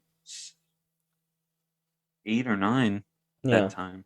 So, I was I was growing up with it, and I enjoyed it. That was really cool to see. And then it gets to like the Roadster stuff, which it was like the really like the newer stuff. Like I think like 5 years ago type stuff. So I was like, I didn't watch that. I'm sorry. Like that was outside of mine. Yeah, all of us, like literally all of us were like, well, what is it? Oh, yeah, we're like, oh, it's the new stuff, and who cares? Well, because at first I was like, oh, I don't remember trophies in the mouse house, Mickey Mouse Clubhouse, but and then we turned the corner, and it's the obviously because it's what the ride's based off is the new shorts, which I know you haven't seen too much of. I haven't seen. No, what I've seen of them, I like. They're very cool. They're kind of take it back kind of to the roots a little bit. I was exactly what I was going to say. It feels. I know people really don't like it and stuff like that. It really does keep the character alive. Because let's be honest, when you got to Mickey Mouse Clubhouse, I mean, you see it through that queue. You're kind of like, yeah, Mickey kind of got, for a time, kind of got stale. I know it might be sacrilege, but he, that as a character, he kind of,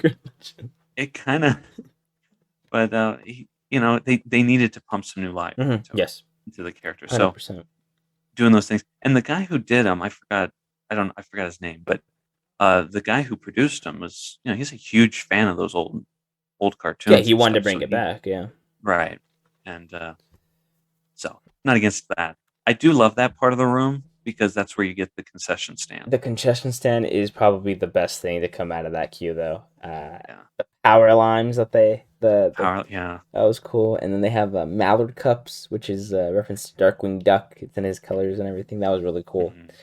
And then the cash register Cash has registers. 1923 Hmm. as the thing. And then you pointed out the other cash register, it says 11/28 or something like that. Yeah, it's November something. I forgot what the Yeah, date November. is, Yeah, but- it's the day the premiere of the first short, and in New York. So that was kind of yeah. a cool reference. The there. that was really really interesting. And then the giant condiments and all that stuff. And honestly, we were like, well, how further is this queue? We wanted the queue to keep going, but that's kind of the end of the queue at that point. You kind of get up to the movie theater. Yeah, Which they did a good job of making that a movie theater, though. it felt like feels like one. Yeah. Because the one in Florida, it feels like a hallway, and then it never do you feel like you're in a movie Mhm. theater once you get past that main lobby, because it's just a bunch of hallways, really, and Right, then yeah. So they did a really good job of of setting the pre-show rooms up to look like actual movie theaters. movie theaters. Yeah, and then obviously once you get to that point, it's the same ride as Florida, obviously. The song. Well, the apparently there's short plays, but what happened? Yeah. Well, no, I there's some changes. I know that there's an extended scene or something at the end where they the tunnel. Oh. What we're talking about. Yeah. Oh, really? That's different. Mm-hmm. Yeah, it's a little bit longer here than it is over there. in Oh, Florida, okay. Which I think does a better job of transitioning you. Because in Florida, it's like the minute you get into that last scene, and you re-hook up as a train, and you turn, it's more abrupt at Disney. Ride's kind of over at that point. Yeah. Oh, okay. But yeah, so what did you think of the pre-show? What did you think of the? So because I was very confused, and you already knew it was going to happen. Yeah.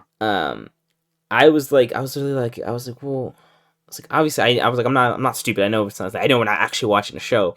So I was like, where are we going? I was like, is it just gonna slide open? Like, I was like, is it gonna be like a Rise of Resistance trick where you go in the same door and go out the same door? So I was like, what the hell? And then I was watching the thing, and I was like, okay, it's a very catchy song. It really is. Very catchy It was song. stuck in my head. And then you get to the point where the train explodes and it just creates a hole in the screen, and that effect was just so cool. It's so mind blowing. It is, yeah. And it's like, wow. Yeah, I don't. I mean, I know there's something going on. I can't. They do it so well with the smoke effect and stuff. You really don't even realize. It's so seamless. Yeah, and I was trying to look for it the second time I went on it. I went with my family, and you can't find it.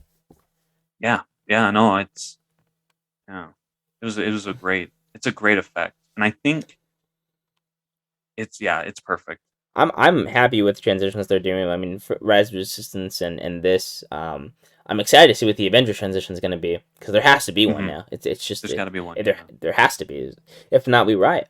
But I'm very. We've gotten so used to it now. Yeah, because what's really cool, the transitions they had. I mean, the Rise of Resistance one, when they blowtorch the door, that was mind blowing.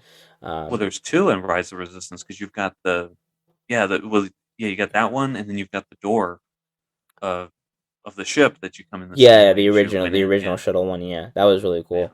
Yeah. That's still my favorite thing to do, is go there and just sit and watch how many people turn. They're just so programmed. They just turn to the left instead of looking. They go to the fake door instead of going to the real door. I was guilty of that when we first got on it. But yeah, it's so cool, man. The way they do these things is just it really truly is magic. It's insane. Mm-hmm. It really is. You hear that? All those people in the audience think we were being negative at the beginning. We're proved you wrong.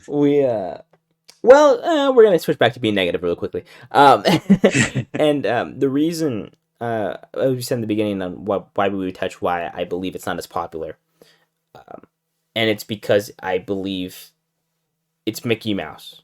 So that's catered towards little kids. Mhm. And it's not much of a thrill ride for adults and teenagers. Um, and don't get me wrong, it's a very cool ride. I love it. I do. I love it. It's a very cute ride. But I can see its flaws in terms of um, the ride it's again, it doesn't offer anything in terms of thrill. Right. It is meant for, it's a family ride, which is fine.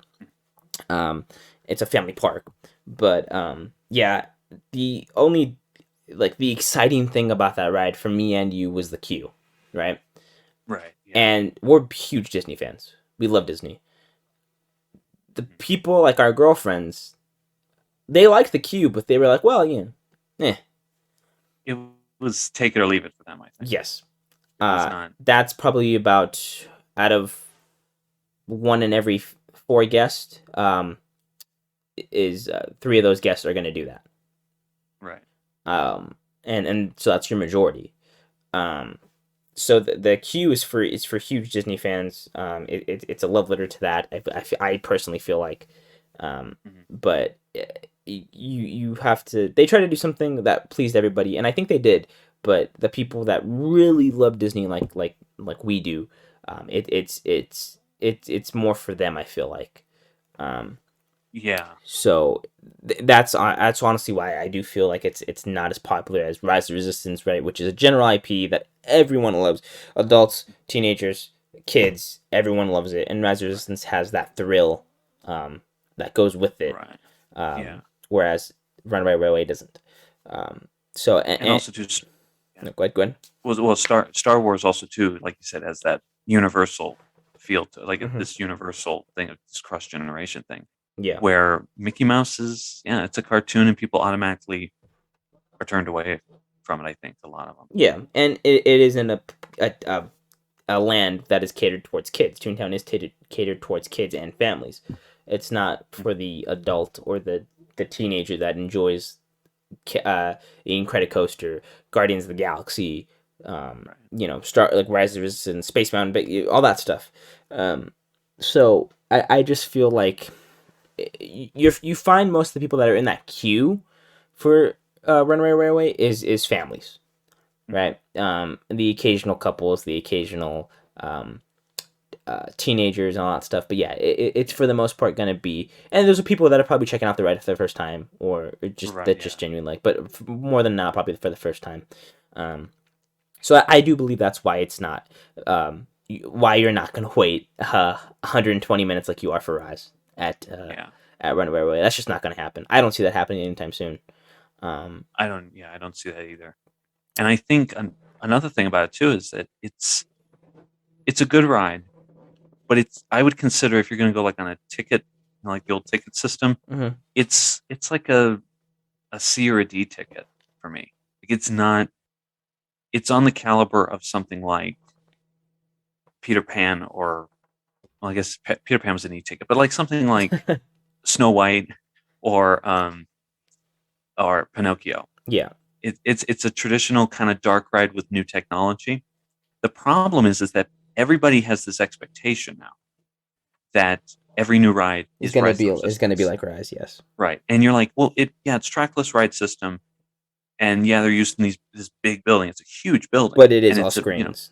But it's all screens, and it's a dark ride. I mean, it's not Rise, it's not Pirates, it's not any of that. Yeah. And it's trackless because that's the way of the world now. That's the way they have to be. You can't do an Omni Mover anymore. And innovation's going towards that, which right. Which again is nice because you get that seamless. It does feel more seamless and more interactive, but yeah, it's and also in a sense that there's a lot going on in that. There's a lot going on, and I think that's kind of a negative sometimes. It's very overwhelming. Yeah, it's very overwhelming. You don't know where to look. You're like, I'm gonna miss this. I'm gonna miss this. Where do I and we were in the last car, and I feel like it was a bad, for me, it was not the best ride experience you could have, because when we got into that first room at when you're in the Monument Valley or the Wild West kind of thing, Mickey and Minnie were already gone out of the room pretty much. Yeah. They did. Yeah. They had one little thing. So normally, like if you're in the first car, you spin around that little butte thing. But then and you leave also the room. miss the volcano if you're in the first car as You miss well. exactly. So we missed the roundup scene and we missed the volcano scene, and we went into that second room, went straight into the big projection room with the drop, waterfall. yeah. And I don't know how it was your second time riding it, where you were. I was in the middle, so So you got well, you got to see most of the stuff. yeah, nah, not really. Some stuff was also like a little fast here and there. It was weird because I think we were in the middle. We were somewhere, and we got detached, and then we ended up becoming the front of the car when we came back. Oh, okay, yeah. It was really weird. And we were in the middle of the car the first time you and I went, and then we ended up in the back of the train. It was really weird. Yeah, I don't know how that happened. And that's the problem with this ride, particularly, is that if I go on Pirates, I'm gonna pretty much get everyone in my boat is gonna get the same experience. Mm-hmm. I mean, unless you look a different way or something like that. But Haunted Mansion, you're gonna get the same kind of experience. In Runaway Railway, there's times where you're gonna get a totally different, lesser experience. So, yeah, for me, that's that's kind of a knock on it. I agree as well, and that's it was. I mean, me and my girlfriend, our first time you and your girlfriend had already been on it, so me and my girlfriend, we were like, I looked at her and I was like, it's a little overwhelming. She goes, yeah, there's a lot to look at. And and sometimes it's because like even when you're in the fair scene, which is after second before or after the volcano scene. Yeah. You know, when you're the fair in that scene one, is so much. There's so much going on. So much going on, and you don't even realize that like Mickey and Minnie are in the scene. Yeah, like or they have carnival scene. They have Donald in the forefront. Oh, and that's So that was kind of that's interesting, and that's kind of just a design decision that they're just like how do you create the chaos of a cartoon in the real world? I mean, it's cool because they have their own sub stories in each room. Right. Which is cool, but I just there's so much going on where you have to read it 2, 3, 4 times even to kind of get a full like comprehension of what's going on, and it's just I don't know. But I that's reasons why I just think it's not gonna be this big thing that Disney was kind of hoping for. It was big in the sense the first day because it was the Disney 100th anniversary. It had just started. It's a new ride opening up. There's new, it's a whole thing. It's a grand event. It's fine. But then after that, it's kind of like, well, okay. Yeah, I'm gonna go ride Rise. Right, and I think once the rest of the land opens up and it's kind of all the hype has gone away, I think honestly Roger Rabbit's gonna have a longer wait. Maybe that's a little premature to say that, but for me I would prefer to go on Roger Rabbit. I think it'll be about the same. Yeah. Personally. See, Roger Rabbit just has a horrible load, which is probably why it's so busy, but yeah, so long wait. But I think Roger Rabbit does a better job of the craziness of a cartoon world kind of thing because the ride vehicle gives you that. And that's a ride where it's chaotic too, but you're not overwhelmed. You get the gist. Yeah. Right. So. Yeah, but that's why we think. That's kind of why it's. I 100% we feel it's not going to be as big as they want it to be, which is fine. Right. Yeah, I mean it's a great addition. I think it really is. I think it's something Toontown did need. It really needed it because I think a lot of people. You could go there at probably 2, 3 o'clock, maybe around 5 o'clock in the afternoon, and Toontown was just empty. Yeah. Because people they got there in the morning, they did what they needed to do, and they left. And kind of like how Galaxy's Edge is. So anything they can do to kind of keep people moving through the park, just like Josh D'Amaro said the other day, or Bob Iger said, they need to increase capacity in these parks. You can't just close a ride and build a new ride in the same spot. You've got to keep just adding stuff. Yeah, 100%. So, yeah. But, I mean, overall, it's a nice ride. It is. It's a cool, fun ride. Don't book your vacation for it, yeah. Go on. Yeah. You book your vacation on rides. Please don't. Yeah, but don't go and say Mickey Mouse or bust. It's you gotta. Yeah, Rise is definitely the reason to come. But at this point, when we get off the ride, it's about 4 o'clock. Um, and I think we were like, well, let's go to California Adventure. Let's go see some stuff there. We actually didn't really do anything in California Adventure because when we left Toontown, mind you, this is 4 o'clock. People were already lining up in front of the castle at 4 o'clock for That was ridiculous. the fireworks It was show. crazy. Yeah. So we were like, crap. Okay, well, let's go to California Adventure for a little bit. Look around. Hopefully get on some rides. And all the rides there were an hour. So we were like, well, we can't get on any of these rides. Let's get some snacks and then head back. So we got Ghirardelli and then started heading back, and we kind of lined up because I think we waited there a little bit too as well. I think no, we got on one ride, didn't we? Because it was 6 o'clock when we came back. Yeah. Well, we stopped off and we did the games at Paradise. That's right. Yes. Pixar Pier. Yes. So we did that. And or maybe it was just the games. I think we just took our time. I think. We did just do the games. Yeah. Did we go on? No, we didn't go on Rollick and Roadsters. I don't think. No. Yeah. So I think we just did that. Or no, did we go on Mater? Was it Mater we went on? No. I don't think so. Yeah. No, I think we just took our time. Yeah. So I think we just walked around. So by the time we got back, it was 6 o'clock, and we were waiting for the 9:30 fireworks show. Much to our girlfriend's dismay. Yeah, they did not want to do it, and we kind of were like, well, like we got to get good seating, like so like it's gonna be good, it's gonna be funny, you guys are gonna like it, and they were kind of like, okay, fine. Yeah, they were definitely. I don't know. Mine was crashed. Oh, she was mad at me. Yeah, especially since we made them get up so early. Yeah. So we ended up waiting. You guys went. There was some general discourse with moving and cutting. Oh. Yeah. Yeah. I mean, that's always a thing. It's always a thing, but honestly, not as bad. Well, I mean, when your girlfriend's the size of Mickey Mouse, it's kind of hard to like. That's true. I love my girlfriend. So gonna... Yeah, I'm gonna hear it. I'm gonna hear it. It's okay. I just won't tell her to watch the episode. It's fine. Yeah. So 9 o'clock rolls around. We get ready. 9:30 rolls around. And mind you, again, we went to D23. We got into the parks panel, which is kind of a big thing we wanted to do. It was the first time we went to D23 together, obviously. And it was one thing we talked about while we were at work, because it just kind of came sporadically that we just kind of were like, let's go to D23, like, kind of together. I remember that story. I'll tell that quick story. Yeah, go ahead. I clocked in, and you had mentioned it, and I was like, I'm not really thinking about that. By the end of the night, after I clocked out, went home, I'd already bought the tickets. Yeah. And mind you, I wasn't gonna go either. I was like, I was talking about it with my girlfriend, but I was like, I don't know, maybe we'll go. And I had convinced myself to go, and I was like, shoot, I'm gonna go. So, we ended up getting that, and we it was more so that we were like, and we didn't even plan to go together at that point either.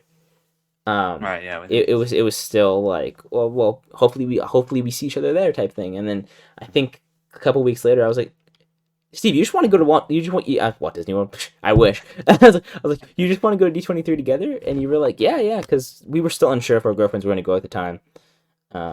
So we were like, if they can't go, we'll just hang out. They ended up coming, but we were just like, let's just hang out anyway, make a day out of it. It'll be fun. Woke up early again for that. I like waking up early to things because it you get to spend the whole day with everyone, and it's a lot. The energy is just, for me, I know it's not for my girlfriend, but the energy is just there. But we were. It is good. Yeah, it's fun. It's great. And we were anticipating the parks panel, because me and you had never been inside that hall. We were anticipating the parks panel the entire time. We did our reservations. I didn't get in. I did one for my girlfriend. We separated our badges. So I bought the badges together, but we separated the badges so that way we could make 2 reservations. I had told you about it, and you're like, yeah, I'll do, don't worry. And you had messed up and not done it in time. Totally. I know. Man. that was That was crazy luck. So I don't know. instead of 4 chances of getting into the reservation, because you can take a guest, instead of 4 chances, we had 3 chances, and We one of them was already down because I did not get in, and I was You didn't get super bummed. And my girlfriend was still asleep at this time. I had woken up. And I was like, Steve, I didn't get it. Like, I don't know where to check. Like, where do I check? And because it was that weird lottery thing, right? yeah, it was like a lottery. choices. Yeah. And I was like, where do I check? Where do I check? And you're like, they should have sent you an email. And I was like, I don't see it. And like, I think it went to spam for me. So I had to check my spam, and you were like, I got in, and I was like, well, I'm glad you got in. I didn't. I was like, I didn't know luck, and you were like, well, did your girlfriend get in? And I was like, I don't know, she's not awake. And I finally get her to wake up, and she's half asleep. And she's like, what? She's like, well, I don't know where to go, and like all this stuff. And I was like, check her email. She's like, it's not there. I was like, check her spam. And she goes, I don't know what I'm looking for. I was like, just send me a screenshot. So she sent me a screenshot, and she got in. And I was like, oh my God. I was like, thank God. I was so happy. So, no, go ahead. No, I just remember that time because it was like I was sitting by the phone thinking, oh my gosh, they didn't. It was stressful, man. And I was ready. I was like, all right, well, we're just, I guess the girlfriends are going to go hang out on their own, and it'll just be you and I going on, because that's what I was planning. I was like, yeah. And my girlfriend's like, I don't, No, my girlfriend really was cool with it too. Yeah, my girlfriend was cool with it too. She was like, if you, I mean, I know this is what you want to do, so go ahead and go. And they were going to go look at, they both were cool shopping, so they were going to go do that. But we all got in. We all had, so it was cool. We got there early. We got good seatings too. For the parts? For the panel, yeah. Yeah, that was good. But which good thing you guys showed up early. Oh yeah. We would have, if I was controlling that boat, I would have been on the way back. So I'd been like, that silver blob, that must be Josh Tomorrow over there. we got in though. It was nice. A lot of people didn't really like. Oh, that's another thing I wanted to talk about. Actually, I forgot about that. Yeah. A lot of people did not like the D23 panel, the parks panel. Yeah. Now, granted, again, we had never been there in person, so this was a big heat thing for us. So we enjoyed the hell out of it, the entire thing. We got free food. Who doesn't love that? You know, Portos. So we, and I will admit they didn't really reveal a lot. I will admit, yes, it was, looking back on it, could have been a little bit better. And there was a lot of music that was played that was kind of everybody's like gripe, was that there was a lot of music. It was like, I didn't sign up for a concert.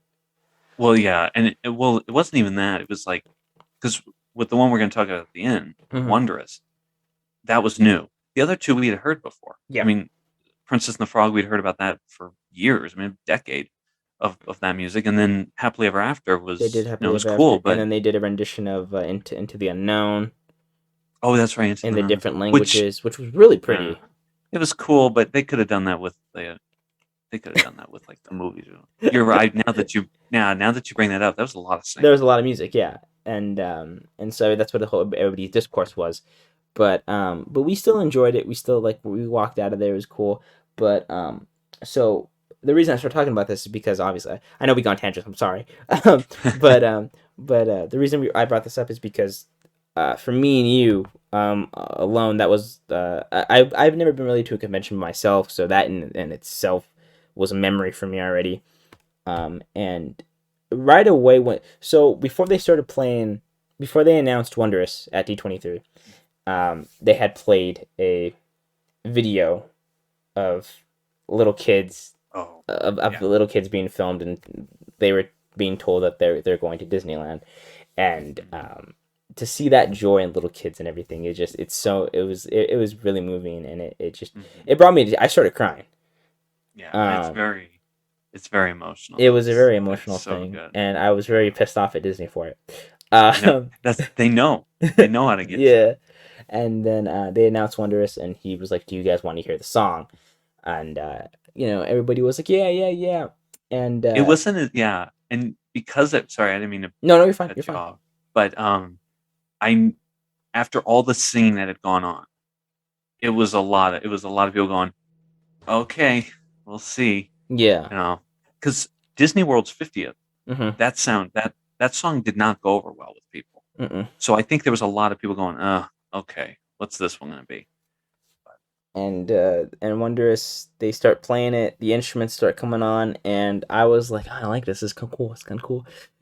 They Very- yeah. No, it was very Mumford and Sons. Yes, feeling. yes, that's what actually I saw a lot of people say that. And they start playing it. It kind of keeps going. You know, they kind of go into the melody and chorus, and I start getting a little emotional. I was like, oh man, it's kind of hitting me a lot. You know, it's like, oh my god. I was like, and I was like, why is this? Like, I was like, the song that I've never heard before is really getting to me, and this was out without projections and everything. No, it was just them singing it. Yeah, and it was. I mean, granted, that rendition, I still love that rendition because it is so beautiful because it's with acoustics and, you know, it's really nice. But then they start getting into like it gets more upbeat and everything, and I start crying like as the middle of it goes on. They do a little guitar solo, which was one of my favorite things, and I just don't know why I started crying. And then when it gets to the end, they bring out the cast members and all this stuff, and I lose it. I start bawling my eyes out, man, and so I'm like, my girlfriend even teared up, and like that was like I think what really changed her for her. She got really excited about Disneyland and everything. Yeah. So my girlfriend started that tearing was up. a big trip. You know? Oh yeah, it was huge. And that song is so good. It's a beautiful song, a very beautiful. It really is, and you know that's a Disney anniversary or celebration theme songs are kind of a hit and miss. Because sometimes, like, Disney World's 25th was "Remember the Magic," and that song to me is like all the feels. Yeah. That song is so great. Celebrate the Future Hand in Hand from Epcot celebration, from the Millennium celebration, and then even like the 60th anniversary at Disneyland with the what was it? Remember?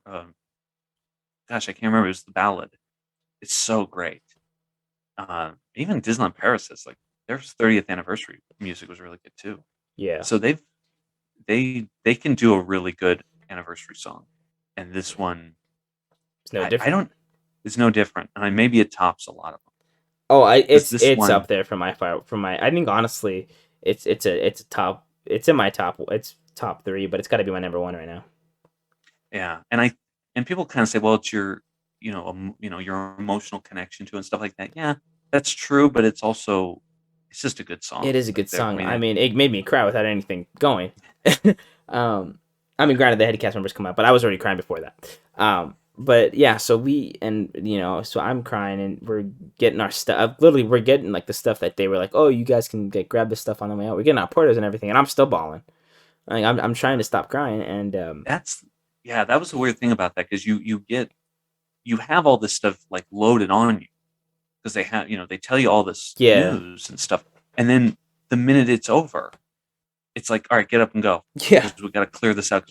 And there were cast members going and kind of saying, all right, get up, and we're kind of like, we were still kind of trying to gather everything and process everything. All the vloggers in the front were trying to post their stuff on social media, and so that was that was wild. Yeah, and So already instantly, that's a memory for me. That is a core memory for me. And no, what? Yeah. Oh, I was going to say, going back to the presentation, because they did announce a lot of stuff for the 100th. Yeah. They announced that they were going to decorate the castle, and they were going to... And that it was going to start here. And then it was going to be... And honestly, I kind of was like, well, Disneyland puts on a good party. But I was really, after seeing the Disney World 50th, I was like, they're not going to be able to pull this off. So that was my, feeling going into this, into Disney 100 was it's going to be a dud. Song was great, but nothing else is going to meet those expectations. But I think I was wrong. The fireworks show starts off with sketch being a sketch. It starts off with the song, goes into the melody, to the bridge and all that stuff, the melody, and it starts off with a sketch of Mickey on the castle, and instantly as soon as that happened, I heard the song, I saw the sketch, I was like, I'm gonna cry, god damn it. I was like literally within the first 2 seconds I was like, yeah, it's gonna be bad. I was like, And I instantly already started tearing up as soon as that happened. Yeah. Because of the memories, because of that, and because Disney's always been a big part of my childhood. My mom always put it on and everything. So, just seeing all this stuff, it's just memories and all that stuff. So it's very emotional for me.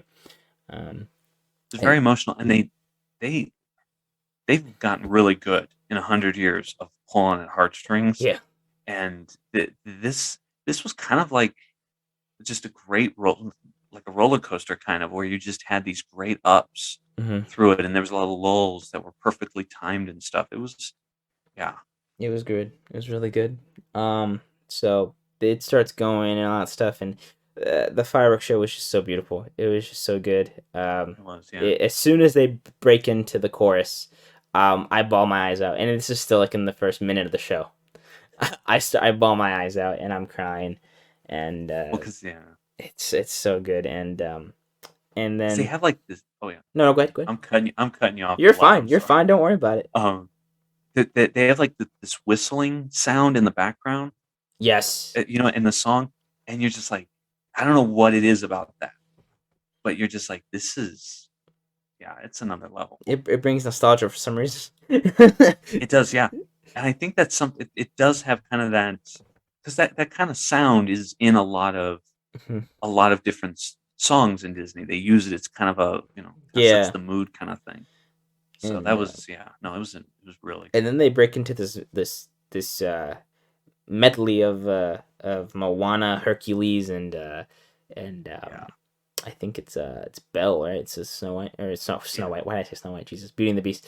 Beauty and the Beast, yeah. And it's a beautiful medley. And then Really Hunchback of Notre Dame's in there as well. Which, just to put the top it, Yeah. that movie's to me underrated. I love that movie. It is. Just so beautiful. Just They have the music and they stuff. put a lot of ones in there. They put Treasure Island. or Supposedly Treasure Planet. Treasure Planet. Supposedly every single animated film, every Disney animated film had something in it. Whether it was, I think Lilo and Stitch was in it for a second. But Yeah. not the music, but they had like No, projections. projections. They had a lot of stuff, and then so I'm kind of calmed down. I'm calmed down a little bit.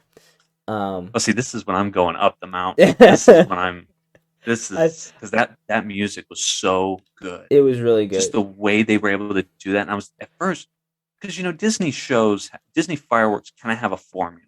Mhm. They're very wispy and very dreams, and they're very orchestral. Yeah.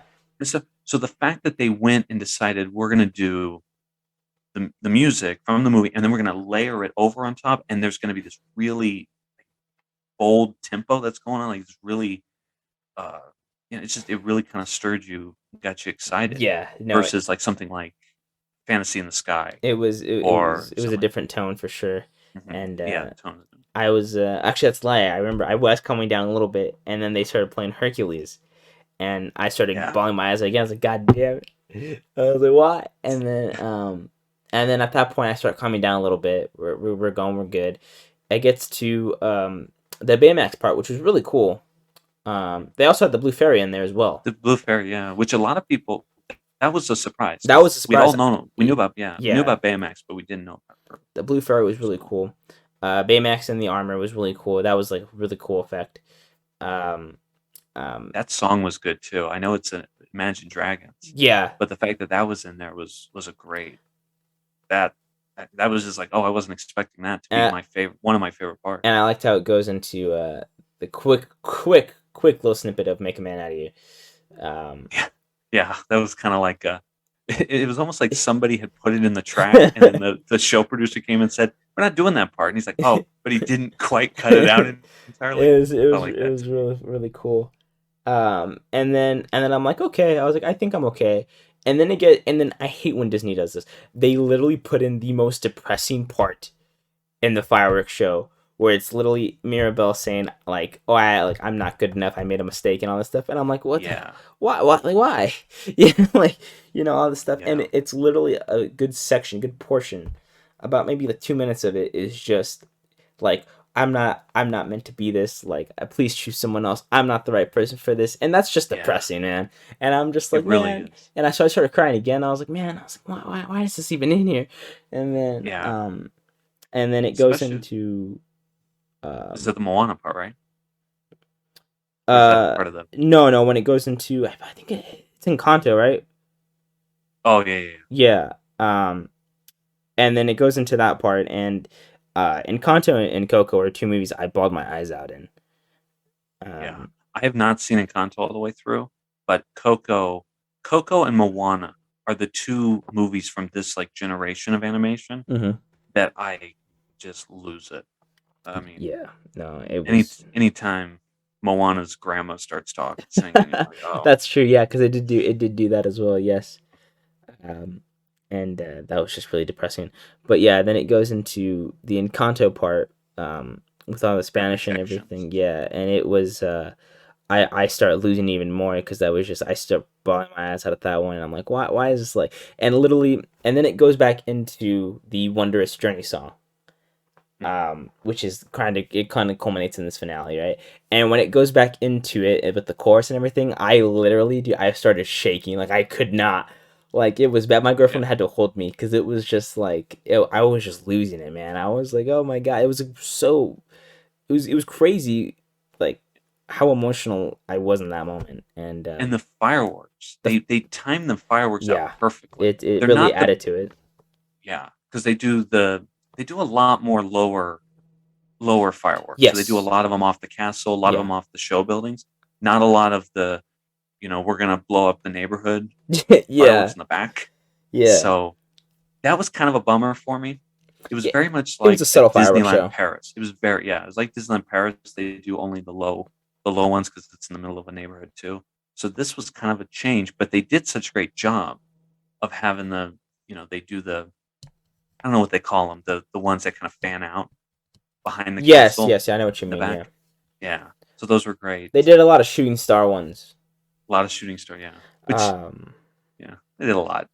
It was really beautiful though. But the one that broke me even more was when they had brought Pooh at the end. That one, I think that was for me. That was it. Because like with you, when I was a kid, I mean, Winnie the Pooh. That was my mom's favorite. That's my mom's favorite. It's also my mom's favorite. So everything I had Winnie the Pooh plush and all that stuff. Yeah. So seeing that and that was when I lost it. I never regained composure during that entire fireworks show. It was very. I'm getting verklempt here. I'm getting the vapors. But yeah, it was a lot. And then like when he was just like, "Can we go back to the beginning?" I was like, dude, I hate what Disney is doing to me right now. Yeah, and when they did that, because I know they always do something like that. So like with the 60th fireworks, they had Walt and Mickey walking through the castle, which I saw that the first day. And I remember I was with my high school friends because we were there celebrating. We just graduated and we were sitting there watching it. Mm-hmm. And I was losing it. And I'm like, I can't start bawling my eyes out in front of all my high school friends. Like, they don't get this. I didn't even care, man. I didn't even care. I just lost it. Oh, yeah.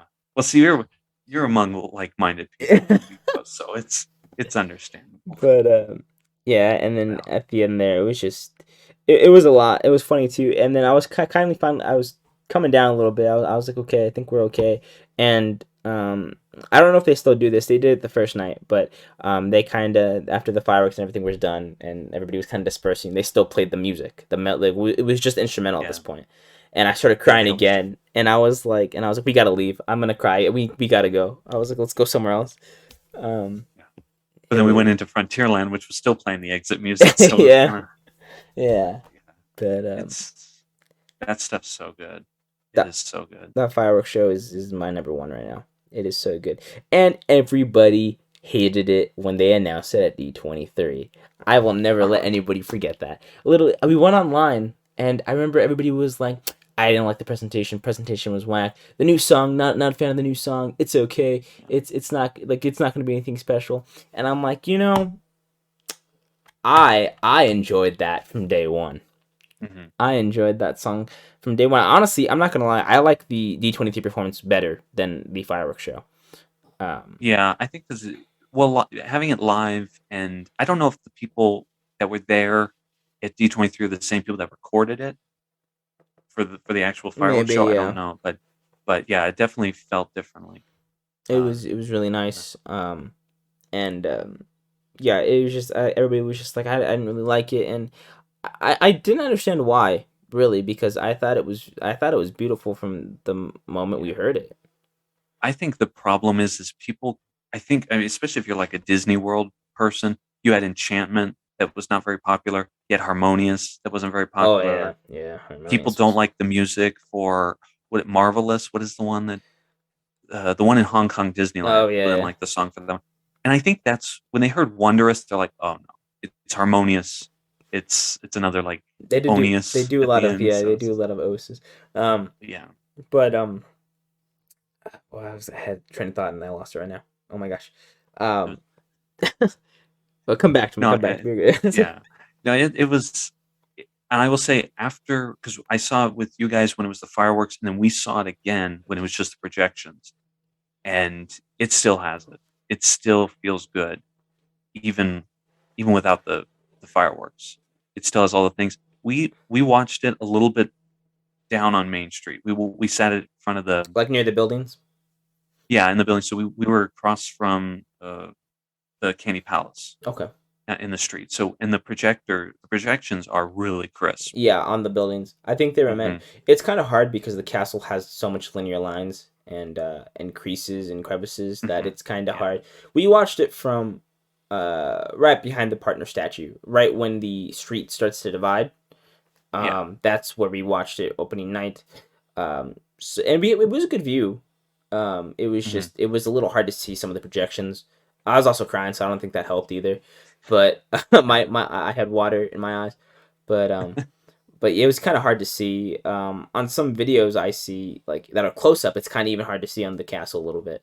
It is, and yeah, it's just not. I don't think it's like you said. It's got too many folds and Yeah. creases and turrets and stuff. There's not like a scene, like a space where you can project. Where on some of those buildings, there you can fit a character in between Yes. the windows or something like that.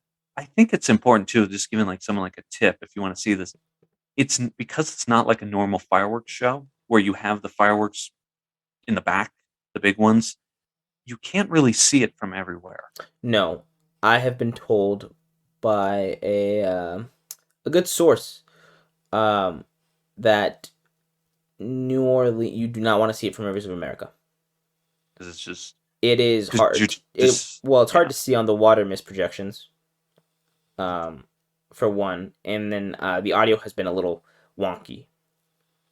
Oh, Some parts have been coming out okay. some speakers aren't like really like working and everything. So, it is definitely a Main Street nighttime show. Which is kind of a bummer because they had gotten so well. They had gotten so good at doing the. You can see it at Small World. You can see it at Rivers of America, and you can Yeah, see it on Main Street, and you can still get a good show. But this one is definitely one where you're going to be like, did the fireworks end? The music still going? No fireworks. It's because they're launching them all from yeah, on and top again, of. and there's not many fireworks in this show. It is definitely more of a projection show than it is a fireworks show. I think honestly, it's a music show. Just Yes, go there and enjoy the music, and just yeah, but when the and then try fireworks come to on, watch. man, Just be ready. do they It's deliver?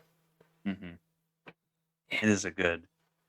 It's honestly, I mean, the entire uh the entire Disney 100 stuff is at Disneyland, anyways, is really good. Yeah, They just did such a good job, and I know we didn't do much of the food. Uh, my girlfriend and I did go and do the. We went to what is that? Not Taste Pilots. What's it now? Smoke Jumpers. yes, And we did the. They have two new options there. They have what is it? A strawberry shortcake milkshake, which was really good, and then the cheeseburger fries, loaded cheeseburger sounded fries. really good. They actually were really good. And again, it's you know how you and I like uh, Red Rose Yeah, Tavern. yeah. It was that fresh, Oh, and yeah, it was really good. My girlfriend didn't like it, but she doesn't really like fries and she doesn't like hamburgers and stuff. So she wasn't the best reviewer of it, but I loved it. I thought it was really good. Plus, also too, you can get all you can eat ranch and ketchup right there at Ooh. the thing. So I was loading up on that stuff. And if you're a Country Bear Jamboree fan, they've got music playing. Oh, okay. Yeah, they did change the music for the Hunt 100th. It's a lot of old music and stuff like that. So. Well, it's the music that you hear in the show, but it's not recorded by the same people. So it's like Oh, so it's in like a Country Bear okay. Jamboree. So Blood on the Saddle is actually performed by Tex Ritter, who plays who does Blood on the Saddle. So it's like that Oh, kind of thing. that's cool. So that was kind of a neat little thing. But yeah, I want to go back because I know they have a red velvet something. Oh, we're going back. Trust me, Yeah. bud. We're going back. Yeah, because I want to try some of the food and stuff. Yeah. So that was our little story on our trip to 100. Trip report. Yeah. It was a great time. It was a fun time. It's always a fun time at Disneyland. It was good. It is, yeah. And especially when you got new stuff. Exactly. And you're with people because you can't underestimate going to the parks with someone who is as big of a fan as you are. Yes. And having that experience. That is such a... It really opens up things, for sure. Because then you don't have the problem. You don't feel like, oh, no, they're not going to enjoy this as much as I would. But So I think that's why we enjoy going together. Yeah. Because we have that shared history with it, No, I completely understand. Yeah, and that's also why we started this channel. Exactly, yeah. Which, now I'm just doing this makes me excited. It is for all the things that we've got coming up. And trust me, some things are coming.